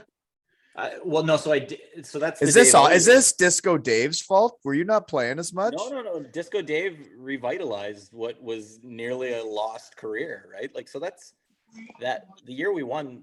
That's, believe it or not, that's my fourth year playing junior B. At that point, I've literally my stats were, my stats were going down every year. Like it was pretty bleak. And yes, we fired they fired Matthews and I was kind of like third, fourth line, which is what I was the year before as well. And Dave came in, and I remember I told this story on the anniversary call, but I remember we came in and I didn't know Dave. I had heard of Dave. I didn't go to Blueville. I went to the other to WCI, the other Waterloo high school, and we're like waiting to shake hands kind of thing. And I come up to Dave and Dave is like, I know you. I've watched you play in Waterloo, and like you're gonna do really well here. And I like in all honesty, nothing good had been going on for me personally with the hockey stuff. Like I remember right before that I had gone out with my buddies to talk to Darren Weidman in Wellesley because it was just like this isn't going very well. So anyways, yeah, so Dave said that, and then the very next practice he swapped me and Eiley on I don't know what it was. I don't know if it was the first line or second line, but one of the first two lines. But you were playing then with Eggets and Fisher. Me, Eggets, and Fisher, and so I played like 5 or 6 regular season games like that, and then the playoffs, and yada yada yada. I had more points in the playoffs. Well, just so you know, I never took you for a third or fourth liner. We talk about roles. You're not.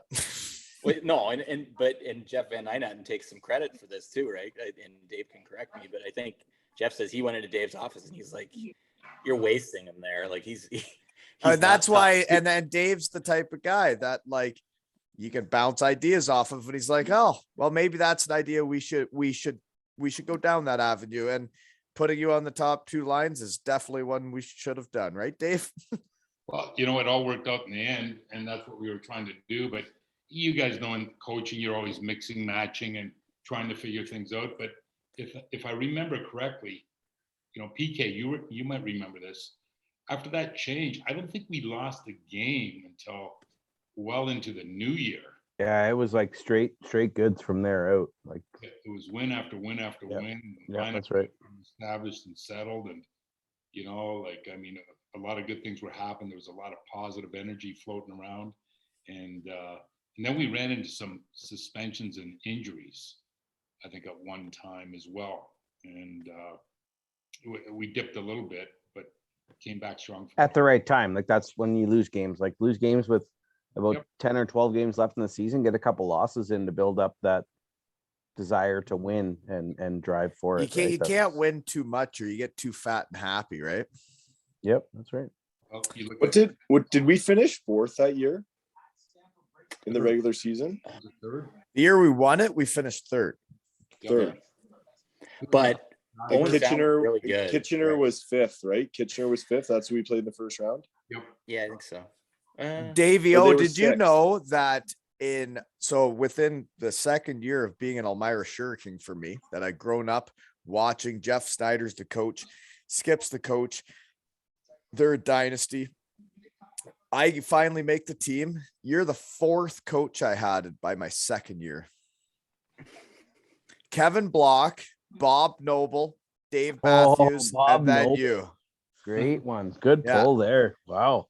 Yeah. I forgot about him. No, There's a lot of because Kevin posters. Block There's a lot of mid-season, right? He's the guy that finally takes me on the Kings. Everything's good. I always liked him as a coach. He was a very fair guy, a very honest guy, a hard-working Elmira boy, He's right? back. He's back with the team still. He's still Is he? scouting, right? Yep.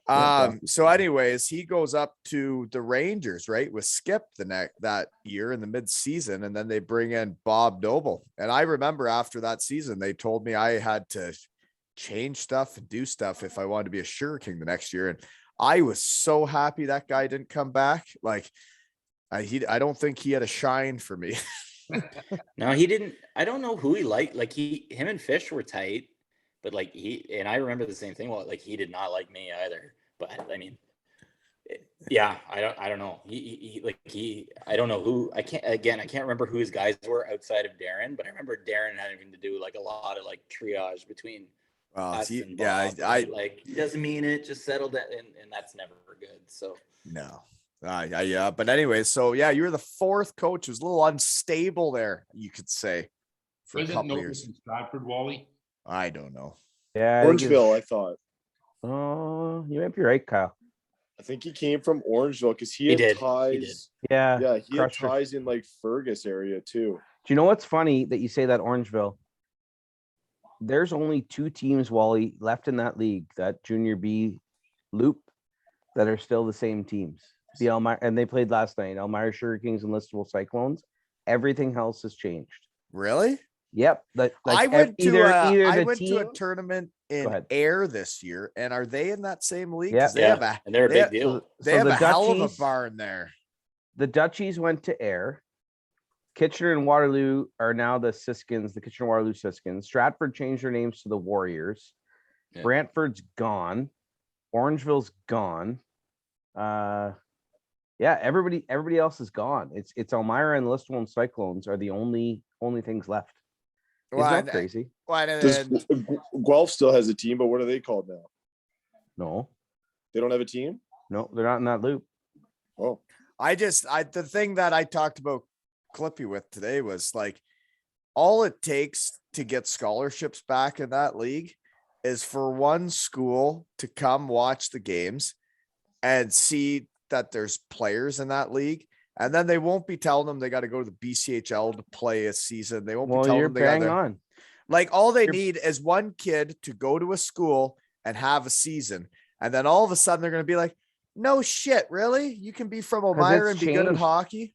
Because it's well, if all changed the from when kids- you if all guys the- from when you guys were there. It's changed. Like I was They don't get talking scholarships last night. Like they don't get scollies out of Elmira anymore. And I'm like, what? That's Well, where you used to get them The from. part like Clippy said was these two goalies have under 2 goals against. And I'm like, so you're telling me if they go out, they have to fly out to BC and live out in BC to be able to stop pucks better than they can in Elmira? And I'm like, if you're giving up less than 2 goals a game, those kids shoot as hard as they do in the BCHL. They shoot as hard as they do in the USHL. And when I talked to goalies growing up or in pro was, Jonathan Bernier told me was the easiest league to play goalie is the NHL because defensemen are better all the pucks are shot up. You know what's going to happen. You know what's coming because the defense are dialed in. You know what shots you're getting. You get to the chaos, anything can happen. They say the AHL is way harder as a goalie than the NHL. So my buddies like scouted. So for why St. can't they have Lawrence, or- scholarships out of Elmira? I'm just confused because these kids are stopping pucks. So give them a fucking scholarship. I'm with folks. you. Like, go watch those games in Elmira. Go watch the games in this junior B circuit because these guys are fantastic. Clippy's video in the games, folks. So I Clippy's got- still I got video in in the this games, and you get them online. You can check out how good the Sure Kings are and the Cyclones. Right? I got in this argument with some people because like that BCHL, they're giving like 15 or 16 scholarships to these kids. I'm like, there's no way a third line player out there is better than a first line player in like the junior B league around here. But they Right. see, like they weigh it way heavier out there and they think it's and better. somehow that just happened. And it's like because they got a few players Yeah. from that league, but And there's all I don't it know, but- takes is getting a Kyle Rank to show up and become your captain or whatever, right? And then all of a Yeah, sudden they they're just- like, well, you got that player. Why don't we go get the next The three? good from players there?" or an need Adam, to- or an the Adam good Kennel. players need Let's to just stay throw that out around. there. Or an Adam Kennel. Yes, they do. And I talked to Jay Heinbuck a couple of years back at the Kitchener Odd, and he said there is a mindset out there right now that it's got to be that tier 2 junior A, the BC Yeah. League, the Ottawa, Brockville, Cornwall, Georgetown, Milton, And that those leagues haven't changed. Nothing's changed. Well, so, and I might be wrong here, but what did change was, and I don't know when it was, but a number of years ago, like, so when we played, if we wanted to go play tier 2 for the Burlington Cougars, we needed a release to go play because it was considered an equivalent league despite the different name. A bunch of years ago, the OJ and whatever, So they can just leave now. they approached each other and said, like, let's amalgamate, and Junior B said no. And then at that point, the OJ became a superior league. So if a sugar, and I might be wrong, but what I think is the case is if a Junior B player is playing and the Burlington Cougars call him and say, we want you to come play for us, he can go without getting a release now.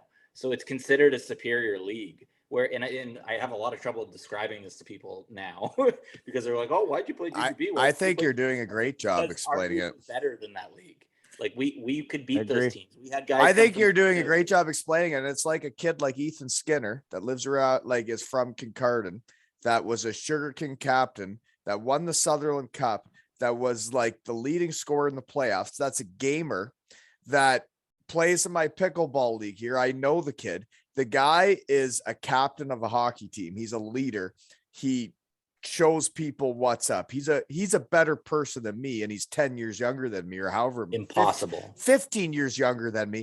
And he's just he's a great dude that is now playing in the Netherlands, scoring 2 points a game because he couldn't get a scholarship out of Elmira. And it's like, why did this change? Fixed. That's got to get fixed. And it's, Well, That's a shame. Shed's It got really a goal here. We're changing shit. yeah, that's got to get didn't he fixed. go on to play at Laurier as well? Windsor. I know he played in Windsor. Okay.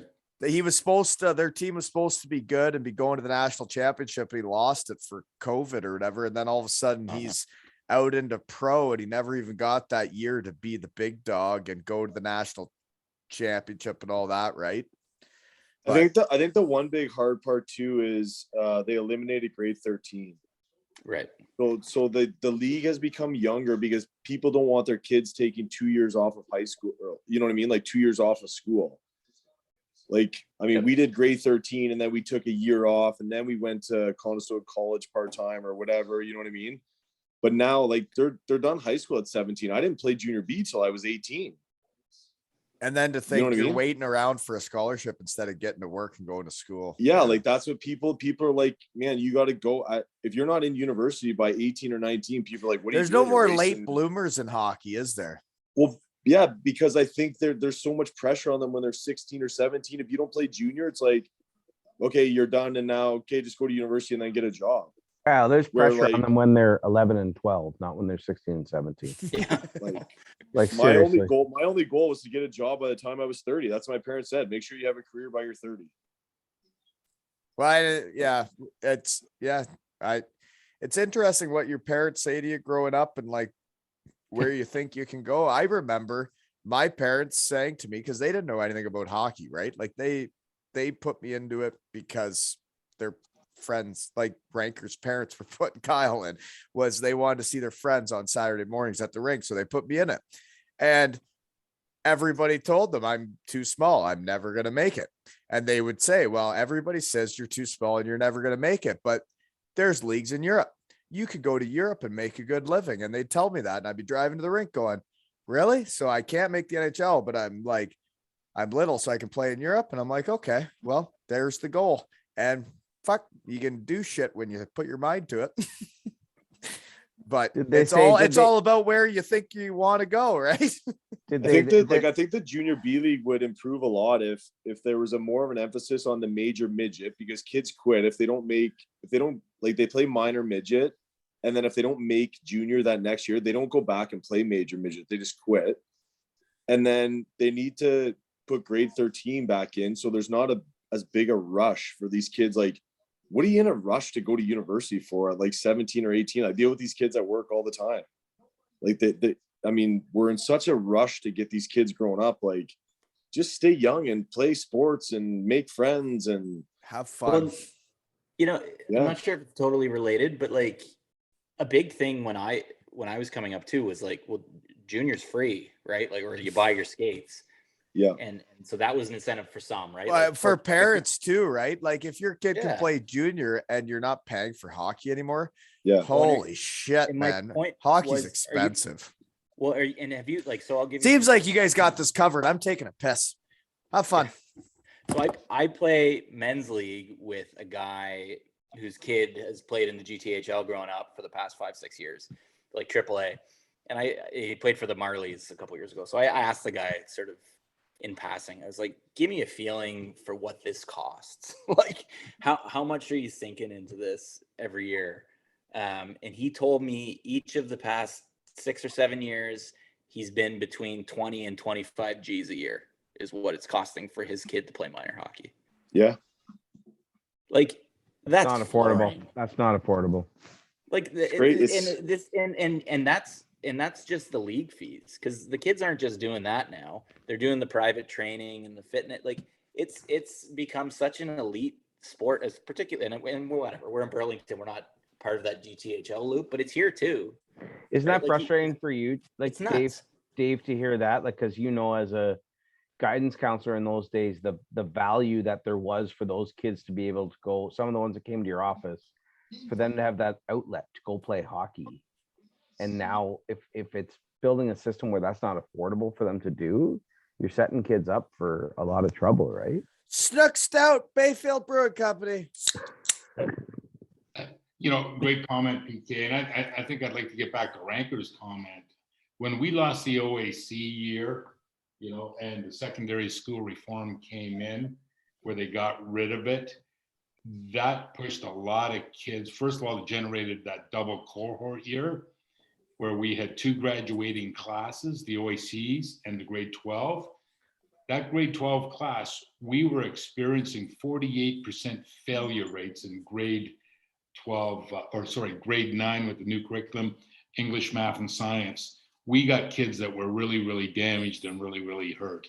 And that grade 13 year OAC year, Ranker, you're bang right on, buddy, because it gave those kids that extra year to mature physically, mentally, everything. It gave them time to the whole social interaction thing, the guy-girl relationship thing, be at home with their moms and dads, not go off to university at 17 years old and get retarded and silly.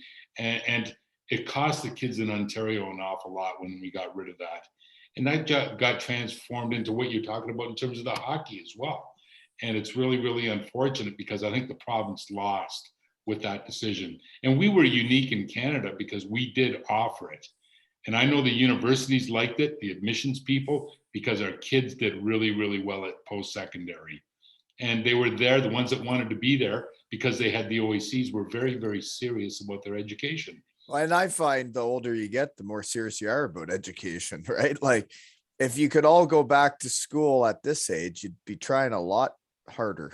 Well, I was a 75 student in high school and a honor roll 90+ student for 4 years in university, because the older you get, the more serious you get into it, right? Oh yeah. They're a little more understanding. And plus, not only that, you're paying for it, right? Yeah, out of pocket. In, in some situations, but like when I did my master's, right, or my MBA in Cardiff, I always like did good at school, but I didn't really put in much effort. But when it came down to that, like that was going to get done and I was going to do well at, because I was trying to prepare for the next stage of life, and whatever it's called in the UK, Dean's List or whatever. I was on that. So that's good. Yeah. But like, it's because you're older and you're like, okay, I got kids to feed. I got to get a job. I got to try harder at school. Right. And the older you get, the more you care about that sort of stuff. Right. Yeah, that's right. Yeah, but there's lots of alternatives, like you did, Wally, over in Europe. I think about friends of mine that I know. Well, Scott, my son's living in Milan, Italy. You guys know Scott, and lots of times they'll just go over to Lugano, Switzerland. He said that Dad, the hockey here is just right on par with the NHL guys. He said it's unreal.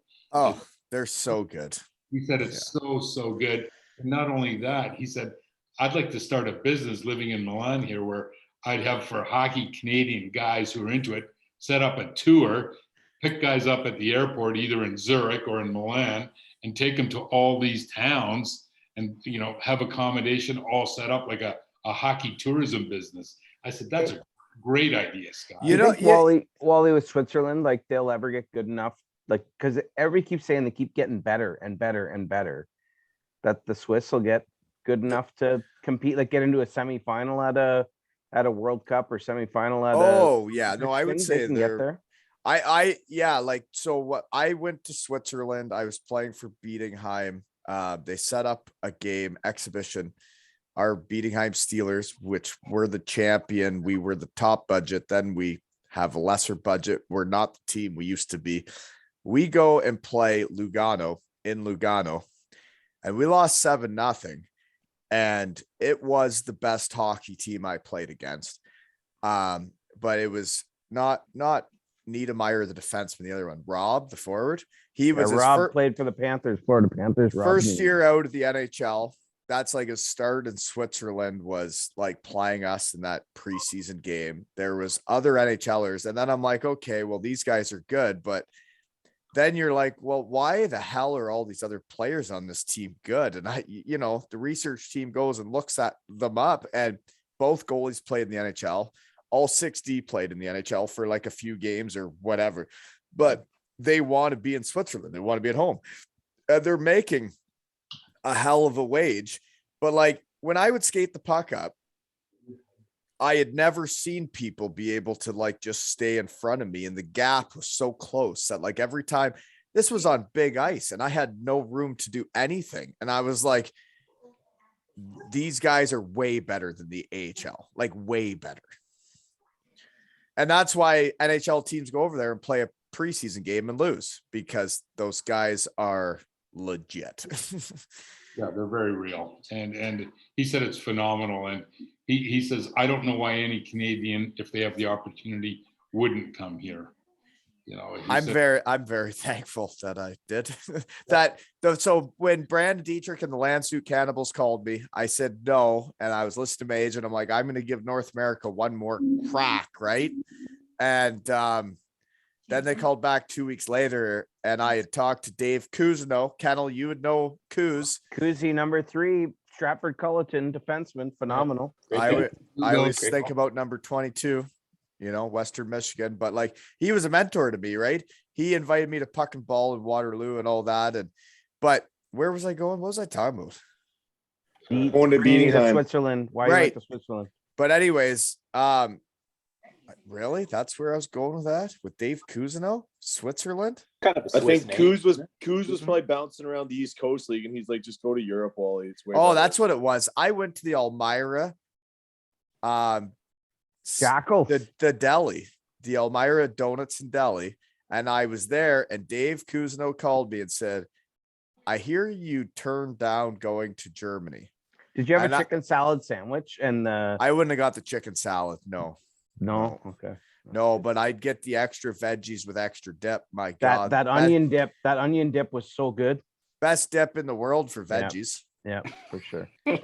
really is. Anyways, moving on. Was Coos calls me when I'm going in for my extra dip for the veggies, so they're healthier. And he says, do you think you're going to make the NHL? This is after my year in Dayton. I get the call to Germany to play with Dietz on a line. And he goes, do you think you're going to make the NHL? And I was like, well, no. And he goes, so what the fuck are you doing? And I was like, I don't know. and I'm like, well, I got like a fiance, or not a fiance yet, but I'm like, I got a girlfriend, a dog. They're going to Florida. He goes, this is real pro. This is legit. They'll fly your dog over. And I was like, really? Wow. And then they called back a week later and they're like, are you sure you don't want to come? I'm like, nah, I changed my mind. I'm coming. Yeah. And Yeah. how long were you there for, Wally? Germany for 6 years, and then Denmark for a year, and then the UK for 2. So 9 years over there. Oh, good for you. Yeah, no, well, and that's how you can start the Shed family, right? Is meeting so many people from so many different places, right? And I really deep down think it all started by watching the Elmira Sugar Kings back in the day. Taught me how to be a winner before I even played for them. Watch it, ranker, like watching Dietz, Collins, all those guys that won that first Southern Cup, and watched what they went through. We watched every game. And we saw what they were doing, right? Yeah, you just wanted to be like, we were living and breathing it right with them, and then when you made the team, you just wanted to do the same thing. You're like, oh my God, that looks so Butchie, cool, like you talked about that on podcast, like Butchie scoring that OT winner in Elmira. Butchie's like, Derek Hahn, folks. Yeah, sorry, Derek Hahn. Like that place was chaos when that happened. Like absolute chaos. Which game's that? Against who? Game Derek 7 Hahn. Against Kitchener. Kitchener, yeah. Oh, okay. Because Morrissey. So my first year, okay. In the second round, we lost Elmira in the 7th game in Elmira. I had a beautiful view of the game because I played 2 shifts in that game, but it was they had a good team. Like, so it's weird for you. Like, you guys talk about those guys. Like, I played against them, right? I mean, I was on the team. I didn't play that much, but and they were good players, right? They were good players to play against. Our guy was Louis Goulet, if that's it. Louis, yeah, I remember little Louis. An excellent Louis was player. really good. Number 9. Might have had a duster. Little left-handed shot centerman. Did he have a little Just duster? Did he have a duster like above his nose? Like he grew a mustache when he was young. Pretty French. Got to Speaking of, if we're gonna talk about how we were super fans, we all know like Sean Pringle made Junior B as like a 15-year-old, but he was also had facial hair. Oh, he had a full beard. Right? Like, and then I don't even think I stopped wetting the bed till I was almost in my 30s, and this guy's got a mustache at 15. Kennel's beard at like 17 is what he had. Davey, what's going on over there? What do you got on there? You know what? I've got this 13-year-old son of mine, Ben, who's just being silly listening to this conversation. And there's Ben. I don't know. Hey, Ben, how are you, buddy? Come say hi to the guys. Kyle's met Ben. We always have the kids on. You're just a little older than most. Well, Ben, he's 6 feet. He's 167 pounds. And actually, he got called up to the U15 team to play in London, and they shut out London last night 2-0. I love that he's 167, not 168, not 165. Yeah. He's 167. Oh, Davey O's got him weighing in every day. Not really. His favorite sport is motocross. So your kid got called up, and Adam Kennel's kid got called up too. Everybody's kids get called up these days, eh? Big time of year. I had a conversation. This is a blast from the past. I had a conversation with a guy named Sean Dietrich the other day, and I guess he looks after the U16 program in Waterloo, the AAA program. Yep. I think you got a little bit of hockey history with him, do you not? I do, yeah. Well, I worked with him at Gus Maui Sports for a long time, and we Gus Maui Sports. Oh boy, they had the best sticks. Oh God, that was like going into an erotic store nowadays, eh? Going into Gus Maui Sports and checking out the skates in the basement. Oh, high end, the basement, the used skates, yeah, that's where they kept the good stuff. Yeah, I was down there sorting It was yeah, no, so Dietz is a I mean, I haven't seen him in a long time, but yeah, I taught lives in power skating Elmira. with him and hockey schools, and yeah, and worked with him at the sports store. He works out of Elmira, right? And I think Kyle, correct me if I'm wrong, he's generated I keep thinking that's a thong on your head, Dave. No, no, not quite, guys. Like I said, they're being kind of silly here. Oh, it's just a Where is he, bandana. Kyle? He's in town. He lives Yeah, over, he lives up in the new subdivision up here by me. He works at PIB. Oh, yeah, PIB. he got bought a place down by Air, some Oh, acreage. okay. He New might have Denver. moved. Yeah. So, yeah, I worked with him at the University of Waterloo when we were Right. working, coaching there, and got to know him a little bit. So he's really gone big time into the whole coaching thing, and good for him. So Yeah. Coaching is very, very fun. I never would have guessed I'd like it as much as I do. Winning It's a that lot game. of work though, Wally?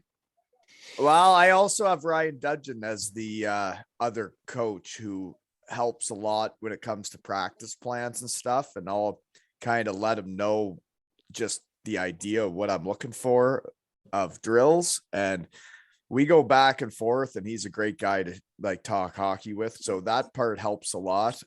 It's not just me doing it. So, but winning that game last night, man, I honestly, I was more into that game than I ever was as a player in any game, anywhere. I've It's way never more been more nerve-wracking being invested in games than I am now. It's more nerve-wracking being a coach than being a player, that's for sure. Oh, it's it's very gratifying, isn't it, fellas? well, and that's like Davio, when you're a young punk and you're wondering like why you're putting in all the time and getting on the buses and doing all the stuff. And then, you know, like sometimes you just see the little kids look at you and you're like, oh shit, he's looking at me like that. I better keep doing this. Absolutely. And Yeah. you're their hero, Wally. It's weird shit. It really is. You're their role model, and the influence that you can have, fellas, over these kids, it's absolutely amazing. So let me ask you this. What's your coaching philosophy? What do you mean? I just coach them.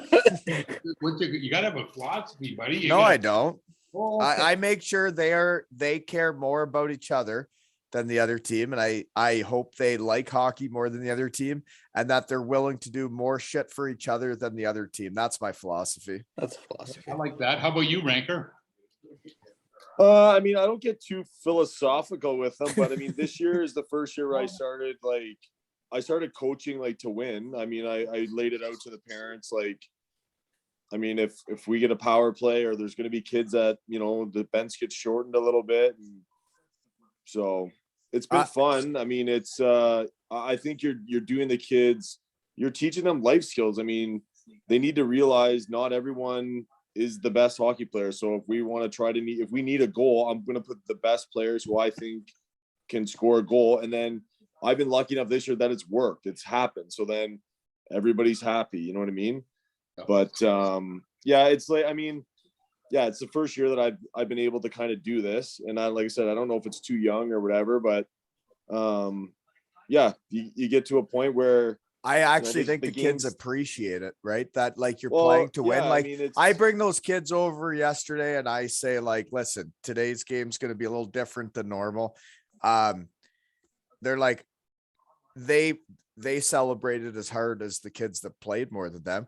You think on the Sugar Kings, when we won the trophy, whoever played more celebrated harder than the other kids. Like everybody's winning as a team, and some people need to play more to win that game. Right. Yeah. And I for sure. The only reason I asked that question is because when I got my teacher training, my Bachelor of Education, we had this funny little professor, and it was philosophy of education. And nobody could understand what they were doing, but after my first year of teaching, he was the guy that meant the most to me in terms of how you're going to survive, how you're going to approach the students each and every day. And it was just, and I've adopted that with regards to coaching and everything that I do when I work with young people. And that's why I think it's important and it's not about the kids, it's about you and how you want to come across those children. Right? You don't want our philosophy from Kennel and I, Dave, or absolutely, throw it out, guys. Go Ken's. What's yours? Well, I'm not coaching now, and partially just because when I'm working in Toronto, this schedule does not work, right? I'm not home till 7 or 7:30 most nights. But the one that Tom's my boy Tom's coach does this year that has made like a world of difference is this guy's just like insanely positive with the kids. Like it's just positive through Old and disco through. And, Dave I mean, officer in them. well, and I by nature I am not. Like I'm very negative and I'm hard on Tom, and that's not the right way to be. But like Tom's team has really grown this year, and I think it's just they're not feeling the same kind of pressure, and they are now because they want to win. But so if I had to formulate one, I would think like less X's and O's and a bit more positive because I was a kid who I don't even take crushed the under board to negativity, the right? I don't even take the board to the rink anymore. They gave me a coaching board and I kept taking it to the rink and I'd never use it. Doesn't even come anymore. It's in the car. I'm all about the pregame speech and the camaraderie than the X's and O's. Perfect for me, Dave, and this is what you can use, Wally. Draw 3 circles. 3 circles that intersect with each other. One says dream big, one says have fun, and the other one says get shit done. The confluence of those 3 right in the middle, that's all I want. Have fun, dream big, and get shit done. That's it. Yeah. That's it. You can be every one of those all at the same time. That's what you need. You need somebody that can do all of that. That's very well put. Very well. I Hey, find Ken, that That's so deep. I want Tens, can you finish off? I didn't quite hear what was happening. So for your son, he had a positive coach. Well, yeah, no, this guy's just really positive. And the boys they've gotten a lot better. And when I coached him, like we didn't have a ton of success, and like I think we were probably better technical and like better X's and O's stuff, but I just think we were harping on them too much, right? And it was just like 10 minutes after every game, and we didn't have a particularly competitive team, and to slug it out with them, and they just want to get out of there, right? Like, so I just think this guy's it's been good, and they've been having fun together. So that's what I'd take away is just, trying to put a positive spin on this to get it going. I find it hard to believe that you evaluate yourself as a negative guy because. Yeah, I was gonna say. I think don't remember you being negative. I was you really remember funny, his- really funny guy. Yeah, You remember his funny. stories in the dressing room, like I can still hear him. Do you remember the leather jacket? Yeah, I remember the story about his first fight, and how he was talking about throwing the, it was just hilarious. I couldn't stop laughing for days. So I don't see you as a negative guy per se, buddy. I really don't. No. Well, my ex-wife would disagree, but it's a different kind of podcast. We'll do that one. I think the big thing though with the kids is they each tick differently. Oh, they're all different, just like there's we some are. There's some kids that you can explain like an X is an O, or I'd like you to, go D to D here, or make sure we always call like put your bum on the boards. If you're a winger, put your bum on the board so you're ready for the pass. And some kids grasp that or whatever. And then there's other kids, like you can explain something to them and honestly, they're looking right through you. They don't even know. They just don't get it. So you like, it doesn't take long like to know who can have the play conversations. like little games with them, or you try to trick them, or you have in practice, like you literally have to physically show them and skate down there with them. Be like, listen, this is where I want you. This is, you know what I mean? But Kyle, I put my bum on the boards in beer league hockey and I get yelled at by the D guy for not moving for the puck. Oh, bad pass, man. They got to put that on the tape. The wingers always we had girls though that they go like to play wing and they put their stick against the boards and they're back to the play. Like, no, you got to like put your bum on the boards, your stick. And it's funny just the way I don't know if they don't know, like different thinking. That's funny. But they're like facing right at the girl that's passing. I'm like, well, now she's looking at the toe of your stick. I'm like, you got to give her a target at least. And they're trying to like it's funny. It's comical, right? But you got to dumb it right down and break it down to like the essential skills. And I mean, we still doing, the kids must hate it, but we still do, like, we call it skills and drills day. We're literally, they're just like going around pylons there. We set up like those little defensemen that have like the stick on an angle. I'm like, just skate up, slide it under the guy's stick, and then go in for a shot. And I think you can always have skills day. You always need skills day. You can't always be doing systems crap. No, but no, the coaching thing is, you're right. Every person and thing is different. I would say last night or through the season, you could figure out which kids you can get right up in their kitchen and like you'll get more out of them. And then there's the other kids that you really shouldn't do that with, and you kind of got to rub their back and like make sure they feel good. And like everybody's different, and it's all about trying to get the most out of each kid. And my gosh, it's fun when it works. Do you ever get super frustrated and get sick of like rubbing their back though? Well, yeah, especially if it's hot in the room and you got to tie all the skates. Oh, that's when I get frustrated. Conditioning issues. Once I get to like the 12th pair of skates, back, I'm like, when you're on your 6th pair, the lower back gets sore. It does. You're right. You know what, just fellas, if I could just share something about coaching over 45 years, I really believe it's the coach's responsibility to develop an environment or a condition for all athletes to be able to excel, right? And yes, but the big thing is it's easier to say than to do, right, Wally? And how do you do it? Your job is to develop value, worth, and a sense of team belonging. And you think about those Sugar King teams, boys. Everybody had value, everybody had worth, everybody had a sense of belonging, regardless of their shifts, what line they were on, whatever they did. You need to know your role and know it's important. Absolutely. And it's our jobs as coaches to make sure that they understand it is vital. And the higher up you go, like just pucks in and pucks out, Ranker, how huge is that at the higher levels? You know, like, I mean, I know it's more and more a puck possession game. I get that. But you know what? When we would get the puck out of our zone, I would always sigh a big sigh of relief. It was just a good feeling, right? Because it's sometimes a tough thing to do.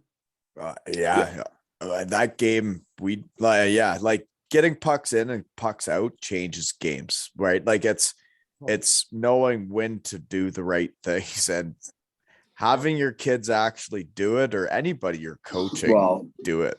That's the biggest thing is I find like there's some kids that know the game. Yeah. But then there's other kids and I'll tell them, okay, dump it in or whatever. And then the next time they go to dump it in, I'm like, why did you dump it in? Like you had a 2-on-1 and like, well, you told me to dump it in. Yeah. I said, well, that's because like you were just in your own end for 2 minutes and we needed a change. So I wanted you to dump it in. Right. Like, so that's the part now, like that I struggle with. It's like when you tell them to look for the D, they'll literally skate in and turn around and look for the D. And you're like, nah, I didn't mean it that far. Yeah. They're at the age group where they're at the age now where you can start teaching them like little plays or whatever, like, you know, and they just, they take everything so literally, right? Teach them to throw their shin pad tape in the garbage can, not just on the floor in front of them. That would be they got tape. That's the assistant equipment manager, folks, throwing that one out there. I got a That's tape ball horseshit. the size of a basketball in my daughter's bag. Oh, is she doing the tape ball too? The kids like that, eh? They crush the tape balls, man. Yeah, they love tape balls. Way better. Okay. I got a serious question now. We'll start with Pat Kelly. If you're going to eat after a game, are you going to Champs, the Roadhouse, or the Central Tavern? I'm going to Champs. 100%. What are you getting? Champs. I'm going to cheese sticks at the Champs from Najee with extra sour cream. I'm dipping in the sour cream. Is that right? Do you want to know what I'm going with? Yeah, go. I'm 100% going to Champs. I may or may not pass out in the restaurant after I eat, but there's a good chance. But I'm going with the rib sub. Oh, the rib sub was beautiful in there. And you got 3. Then you could get 3 toppings. You got 3 subs. No, you got 3 subs. So then you'd share with one person. So you get a sub and a half each. Yeah. It got a bit aggressive. Yeah. Well, you had to soak that stuff up so you can play the next night for a lot of time at Champs. A lot of time at Champs. The wing dinner. Yeah, really. The wing dinner. Yeah. Sorry, Kettle. Do you know what we're talking about? Yeah. I mean, I wouldn't know like a menu item, but I've eaten there. Remember they used to make eating at the Raven, but no. Kennel, remember the pregame lasagna or spaghetti with like 2 inches of cheese on top? Yeah. In the tinfoil bowl. Yep. No, I I preferred don't the know what- post game meals from the Booster Club, Ken's. They were better. Like the ham on a hamburger bun, a white hamburger Kaiser. bun. Yeah. Yeah, with a Kraft single slice and some ham on top. Those were good. I like those. So, but you like, so to give you guys some comparison, like we didn't do that in Waterloo. Like we didn't get food on the bus. There was like Nothing. there was a thing after the games, but it was like just alcohol for the parents. Like we didn't get food. Like we didn't, and I don't want to diss Waterloo at all because it was good to be there. But do you not think the Elmira Sugar Kings was a family feel around the whole organization? Not is because this still. No, happens. sorry, Like, right. to My today. bad. Like I was at the game last night. That's still happening. They're feeding the players. And the Booster Clippy's the Club's- biggest part of it. Booster Club's feeding the episode players one when they of come. yeah, today- it actually is amazing. So And Clippy's the one of the biggest parts of that. He is like he's the straw that stirs that drink. Like he's been around the whole time and he'll do anything for all these kids that come in. And like he always has a smile on his face. He makes everybody feel welcome. And man, I'm just proud he came to my shed earlier today. He was videotaping the hockey game last night. Bob Cummings. So then all at 82 years old, so that all the parents can see their kids play around Ontario or wherever. Yeah. He's a volun- Free he's of a charge, folks. He's a volunteer superstar. He really is. Unbelievable. He's Yeah. an unbelievable person. And I think that shit rubs off on people, right? He is so genuine. He's so sincere. And you can tell who those guys are. The guys that really, really care. He's dedicated his life to the Elmira community and what he has to offer. And I admire him so much. I do too. Yeah. And the time that he would come down to Bluebell to register a kid, it was just, he didn't have to do all that out of his day. He just did it. He made it happen. And the number of things, I can't even fathom the number of things that he would do that people didn't even know about, didn't even have a clue. So And he's not looking for recognition. He doesn't give a shit what anybody knows. nope, It's wild. selfless. Right. It's not even like you're going to say, don't forget to buy tickets at aleshockeytales.com for Friends of Hockey and Max and Maloney, right? Exactly. He wouldn't even tell people about that. Yeah. He'd just do it for fun. Yep. Wonderful man. Yeah. And the whole organization over the years has experienced many people like him.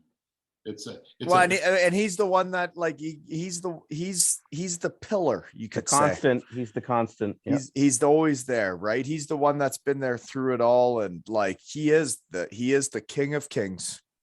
Yes, he is. No doubt. And if anybody ever says anything nice to me again about drinking beers with my friends in my shed, just so you know, I just went outside to pee and I coughed and farted at the same time and it hurt a lot. So I am not that good of a guy. You know, normal stuff happens around here. I'm just drinking beers with my friends and having fun. So there you go. Right. Whatever works. Right on. Yeah. That coughs can hurt, right? It's like a sneeze when you fart. Get off Dad to track. come down, check you out or something. Yeah, you want Doc Kennel? Doc Kennel, get down You think there he's and look gonna at that. freeze it He's got time, man. He'll do like it. the old school? He does house calls. Okay. I don't know. What else do we got, guys? We won the championship together. I got that. Okay. Sugar King team trips. Big deal. Davey, did you even you weren't even on the team when we were going on the trips I went on, I don't think, other than I guess it'd be my last year. Was that Ferris State? Yeah, I did not. That was in the fall of the year before I was there, Wally. But What did we do your full year? Niagara. Yes. we did. Oh, Yeah, I went right. to watch Agates. Right. That's right. Well, Right. you were Adam Kettle Yeah, for the night. Adam Kettle. I remember something you thought was really funny there when I kicked. Yeah. Where did we go? We went to Ferris State. I think that was our first year or my Collins. first year, like the year we won. I remember now. St. Lawrence the first year with Yeah. a swing around Ottawa 67s Yep. to see Rodney Baum. Or no, Rodney wasn't on the team yet. He played the next year. Oh, But yeah, then you're right. the next year, we go to Ferris to watch Yeah. Collins play Collins, with yeah. Kunitz. And then the final year we go see Eggets play for Niagara. No, where'd we go the year we lost? Clarkson? Did you go to Clarkson at all? Like We your went- last year, Wally. We went to Niagara. That was Niagara, I think. Oh, because I went to Niagara the next hot- year. Then No, we I went definitely to went to Niagara. Niagara. maybe we went to Niagara 2 years in a row then, because I went to Niagara. You guys Yeah. might have. To You When I see wide had- half Natten. the team. When I hit Andrew Lackner harder than he's ever been hit in his Yeah, I was life. gonna say Natten, Lackner, Mills, Eggets, they were all there. You probably went down to Yeah. see all of them. Yeah, Yeah, because we played them. could have It been. was yeah. wild. There was 7 Sugar Kings in an NCAA hockey game, and now we can't get a scholarship out of there. Right? This is what blew my mind. I can't understand. And now all of how a sudden that- you got to go to BC to be a hockey player. Apparently, you can't go top corner or stop the puck from Elmira, Ontario. You have Not to go in to the junior BC B. to. You got to go to BC to do that. Wow. Yeah, There's weird. like there's This 3 or 4 this really, podcast really is good gonna junior fix kids that. that are out there. I just now. find it interesting because the reason we don't want to play Shallow Lake, there's a kid, and you guys can hear the name now, Brady Snow. Kid's a gamer. Don't want to play against him, and you want him to play for the Elmira Sugar Kings. Just let you know now. You can start the recruiting process now. He's playing under 11. He's a 2012. All the way. from You're gonna want him on your team. He's a gamer. You fellas know Jeff McDougall from Shallow Lake? Negatory. Goaltender, Sarnia Sting, Peterborough Pete's, Wilfred Laurier, Shallow Lake. Just an amazing young man. Just I worked with him when I coached at Laurier. We made it to the CIS championships in Edmonton, and we were playing against the Alberta Golden Bears. That kid made saves he had no business making from Shallow Lake. And Jeff McDougall. and I guess my comment, I think a lot of those communities, Shallow Lake, Kincardine, there are so many gems in those areas, in those small towns. Oh yeah, there are. They really are, Wally. And the quality of hockey, the quality of people, you're in the right spot. I really believe that. I truly I know Elmira's changed a bit. It's gotten a little bigger. The family made the move we did. We were like free agents out of hockey, right? We'd lived a lot of places. Your friendships, like nothing's changed with all of us, but like every summer you come home, it's a little bit different, right? Everybody's got kids now. They're doing different things. The group of friends you had in high school are hanging out with different people through work, through whatever. And every year I'd come home, my group wasn't just the group it was, and it was changing and whatever. And then each year I came home, it kind of felt a little less like home. And then it was like we were free agents, and I'm like, well, shit. It's a long weekend in Elmira and everybody's leaving to go to Kincardine or wherever. I'm like, why wouldn't I just live there and already be there? Yep. So then we did that. Right. And it's not because of the people that were in Elmira. It wasn't because of anything in Elmira. Like, they're the best people I know. And it's been so fun going back to Elmira today and seeing everybody and bringing back these memories. But I truly do feel like I fit in around here. That's Yeah. a great spot. I've been lucky. I'd go up to see Fish and Amy, and Kyle would be up there. Clemmer's up there. Ken and Kathy Sealing, and just a wonderful community along the lake there in the summertime. And you know all them from the Sugar Kings, right? Grundy. I remember Joe Grundy on the beach and I talking. mean, Clemmy's up there too. Clemmy's with that group. Yeah. Oh yeah, Clemmy. Wally, does Kincardine still have a junior C team? Oh yeah, the Bulldogs. Yeah. Yeah. Yeah. And like that, it's interesting. I didn't know much about junior C, right? Because I just went straight to junior B, but like these kids can they can get taken care of to play junior C. The problem is they kind of like give up moving forward in hockey, and like it's like, let's just be comfortable playing junior C, but like they'll take care of those kids that want to do it. Yeah. They got a volleyball tournament here in Kincardine before all the baloney that it was raising a lot of money, and I don't think they keep the money. They give it to the players. And that's why they're pretty good every year. Yeah. But no, it's a great hockey community around here. And shout out to my team again, the parents, the kids. I really, really love it. I can't wait to play again. So do you play in a loop with Southampton, Port Elgin? How about Lucknow, Ripley? So Washington. everybody all amalgamates, right? Ripley, Lucknow are together. Port and Southampton are together. Like everybody's amalgamated. Walkerton's in that loop, or That's who we're playing. That's our series is against Walkerton. So we have to 1st to 6 points. Yeah, she's full go starting soon. yeah, get out of the gate, get the early ones, right? Get her done. Oh, it's weird, right? Because I don't like exercising. I don't really want to do it. But when I coach kids, my heart beats at an irregular rhythm, and I care so much that I'm like, shit, maybe I need to exercise so I can get through another game. Maybe Yeah. you should stream your game so we can watch you on the bench.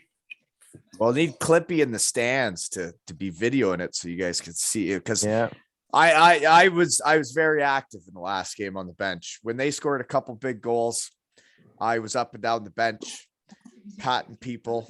you jump in the bench from behind now. That's what I you can't think? jump into the bench as the coach. No, it's weird, because when you think about jumping in the bench, that started, did that not start the first Southern Cup? Yeah, that team I think started it for sure, like Collins and Dietz's team. Right. And they Bushy jumped in the Hans, bench a couple Derek times. Hans. They only did it a couple times, but then I guess I got a bit aggressive Yeah, with it. every goal you scored, even before the playoffs, I think you were jumping. I was not jumping in the bench pre-playoffs. Are you kidding me? But Easter Because did. the I rink was- remember. the I rink was remember so Easter small, it sitting was me right down. there. Easter sat me down one time and said, "That's not the time to jump in the bench." And I'm like, "Ooh, sorry." Okay, now we got a serious story we need on the pod. We need it in the shed. Dave Officer, did John East ever try to fight you? Not that I recall. He recalls trying to fight you. This was after hours. You were coaching the Waterloo Siskins. He was coaching the Elmira Sugar Kings. They got a 5-on-3, and someone jumped Jeremy Machen. And let me tell you, if one of your players jumped Jeremy Machen, Dave, you got to get control of those people because nobody should be doing that. That's horse shit. That's horse manure, as the shed would say. I remember. You leave Jeremy Machen alone, and all your players should too. That's horse shit. And I support John in trying to fight you that night. I had a conversation after a game one night where he was hot and he phoned me up. He said, "What are you doing with Mage? We never tried to fight as far as in terms of being on." Conflicting stories. But Weird. what it was is Mage was killing us on the draws, and nobody was tying him up. Nobody was wrapping up his stick. So we took a guy named Matt Clifford, big kid down from that Leamington League, Sarnia. He was going to Laurier. Starting to get fishy here, Dave. All I said to him, I said, lock up his stick and just push him forward. We will pick up the puck. What's the score of the game at this time? I think it was pretty tight. Really? He says the game was almost done. It was out of hand or something. And yeah, the guys were getting really stupid. I remember that. Mm. I remember Paul McElveen. He took one from Benny Ruthig. Benny ran him over and it was almost like a Scott Stevens, Paul Correa hit. Ooh, Benny Ruthig, I remember him. yeah, 15, big lad. Yep, and I grew up playing AAA with him in the spring tournaments. Yeah. nice boy. And seeing all these guys, it was nice to see them all. But it was really interesting because it was hot because McElveen was our star player. Late hit. Then the guys got stupid on the Did you just say McElveen was? Paul McElveen. Do you know Paul? I don't want to talk about it. Okay. And- He's the one that hurt my knee oh, really? Paul or Mike? in Germany. I didn't even know he was over there. Freiburg. Cross-checked me from behind. I was Wow. going in head first, so I brought my knee up to protect me. And instead of my head hitting the boards, it was my knee. And it was him cross-checking me from behind I was on the power play going full speed. He was the penalty killing forward behind me, and he cross-checked me about the hash marks. And I was going full speed trying to carry it into the zone. And Yeah, danger. I'm sorry to hear that, Wally. That I don't like to see that for, if I know the two players, I don't like to see that for any kid. It shouldn't happen. I don't care. It happened. It was a hockey play, whatever. I thought he played like a prima donna. He was a little bitch, but other than that, I think he's fine. But I won't say anything about it. That's it. I actually really liked his older brother, Mike. He was a great guy. I played roller hockey with him. Mike was a wonderful guy. Mike and Paul were just opposite ends of the spectrum. And Yeah, I know. I said I liked Mike a lot. Isn't Mike the coach of the Siskins now? Is that the same? Is that real? Really? Yep. Yeah. I don't know. Great little guy, little buzzsaw, great Yeah. fake slap shot, try and go around you. I remember it. Is he your vintage, Ken's? He's a couple years older. No. Like he didn't play for Waterloo, but I played with him in the summers a bit. I know him from around, but No. I think he's a teacher educator in the area, and I've worked some hockey schools with him, and he just always a smile on his face, always just a top-notch individual. Well, Paul, it's interesting because like we said, Ranker, you can give her on the ice as much as you want, and you usually leave it on the ice. But like I know what's a dirty play and what's not. And I played against that guy in the Rim Park League a year or two later, and I tried to fight him every shift. yeah. Nice. Yeah. So Well, like I said, I'm sorry. I certainly don't. I actually don't care because everything happens for a reason. And now I'm in my shed talking to you guys. It's because I hurt my knee. Because I wouldn't have this shed if you wouldn't hurt my knee. Thanks, Germany. Well, I'll tell you, Benny Ruthick took him out that night, and there was a lot of discussion around that. So whatever Johnny says about it, what his perceptions are, there were a lot of hot players on the ice. And somebody mentioned Brad Fagan earlier on. I did. Yeah, Brad Fagan, my favorite ref. Brad Fagan used to deliver papers to my mom and dad's house. No. I used to remember Brad. I was in high school. He was they called him the Pillsbury Doughboy. Who's a worse ref here, Wally? Brad Fagan, Bob Beatty, Schmidt, or Christopher? Schmidt. See, you can't 100% is the worst ref, right? You Thank can't you, ask me. You can't ask me. I don't I didn't like remember that. Christopher guy. I thought Beatty was a nice guy, and I used to chat with him afterwards. I remember seeing him around the rinks years later. Ken's Christopher because he had the half cage instead of a half visor. Yeah. You can't have a half cage. No, that was embarrassing. Schmidt. Schmidt was the worst. Cage. Schmidt was the worst ref. Yep. I never had a problem with Fagan. Like, to be honest, he was the only one I ever had a conversation. No, I like Fagan. I like Beatty. They were good refs. Beatty came up to me. I don't know if you remember this, boys, but we were just starting game one of the Sutherland Cup final, and Ron Asseltine, the referee in chief, met with their coach and myself in the back corridor at the Elmira Arena. And he said, here's the way I've instructed my boys to call this game. Well, sure enough, Beatty gets the first game. Lax gets dinged with a penalty. And I start yelling. I didn't swear at Beatty. I said, that's not what Ronnie said you were going to be doing, Bob. And he came over like a rocket. And I got down and I said, what are you doing, Bobby? I said, this is not what he said. He said, well, what did he say? He said, this, and this. And you're not doing that. And it was really, really interesting because we got the next 3 calls after that, guys. Smart. Well, I'm not sure what else you guys got for me, but you know what I think's really cool is that Pat Kelly in Elmira, Ontario is wearing a 2 Ales and Hockey Tales shirt. Look at that, folks. Adam Kennel in Burlington is wearing a 2 Ales and Hockey Tales hat. Ranker, what do you got? You got anything over there? Oh, t-shirt in Elmira, Ontario too, folks. Davey, you got anything? You want me to send you something? You don't got nothing, eh? Nothing, but you know what? I'd be proud and happy to wear it. What do you say? I'll let you know next time I'm up in Point Clark. You better. If you don't, I will come over there and punch you right in the dick. What do you say next? I'm thinking about next weekend, maybe, because Ben's off to Cuba with his mom, March break. Well, just so you know, episode 21 or 20, Grace Walton, my grandmother, is coming over for an adult sleepover Saturday night, so I'm unavailable. But other than that, I have no problem. I will certainly be in touch, Wally, and send you a message when I'm up your way.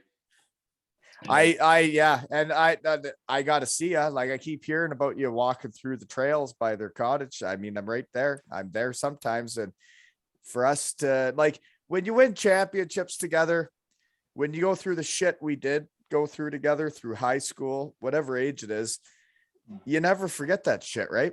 Nope, you never do. But and the reason I could start a shed is because, like, Elmira was because winning it in Elmira, and I learned what it took and what a team needs. And I don't know if that has anything to do with why I won in other places, but I think it sure helped. Absolutely. You got to learn how to win. That's a big thing, I think. And once you've done it, once you've actually won, like when we won it, and you realize how much flipping fun it is, you get like addicted to it, right? It's like doing a podcast, and you're like, imagine doing that with your friends, and then it's out there. Like, you'd want to do it every day, and you'd be like, geez, that's really fun. Yep. That's what it's all about, right? Generating those magic moments in sport. Hey, I'm at the athletic club my last year of teaching, and I see this big, young, strong man getting his clothing on, and across his back, he's got this huge tattoo, and it's the Sugar King lion chomping down on the stick, and it's tattooed across his back. And I said to the fellow, I said, that's an interesting tattoo. Can you tell me about it? And I knew damn well what it was, right? Yeah. Because it said Sutherland Cup champions. And that's when PK, Hadaway was the coach. Yeah, Jeff Hadaway. And I don't know the name of this guy. He told me his name and stuff like that. But it was, I just played kind of dumb and kind of, I said, well, tell me about the tattoo. And he said, wow, it's kind of a special, unique thing, but it's very special to me in my heart because I was part of a hockey team where we won this thing called the Sutherland Cup. And I said, well, that must have been really, really special. And I said, how'd that happen? And, and I showed some interest in his life. And he went on just as we have gone on today. And he talked about how proud he was to be a part of that team, that they have a bond for life, that they're always friends, no matter what the challenges are. They can call anybody. And then I told him who I was, and I had that same opportunity as a Sugar King. And he just sort of looked at me and was absolutely shocked. He said, I didn't think anybody would even know about this. But that's so cool, Dave. It's absolutely the bond that it'll never go away. And it's very, very special. So, and you guys, all of you made it happen. You guys did it. Well, I got to say something to that just because, it's a podcast. I'm allowed to be proud of stuff, right? Because in the real world, I'd never post stuff about being good at hockey or doing good stuff. But when it's a podcast, I'm allowed to do that. So I have two people that have written to me that have said that they will be getting a 2 Ales and Hockey Tales tattoo. So one person is if Evan Mosey re-signs with the Sheffield Steelers, Sarah Curse in Sheffield, England, says she will get a 2 Ales and Hockey Tales tattoo if he re-signs for Sheffield. So Evan, no pressure. Be kind of cool though. And the other guy is in Cardiff, and he told me that if I ever come back for a game, I get to tattoo him.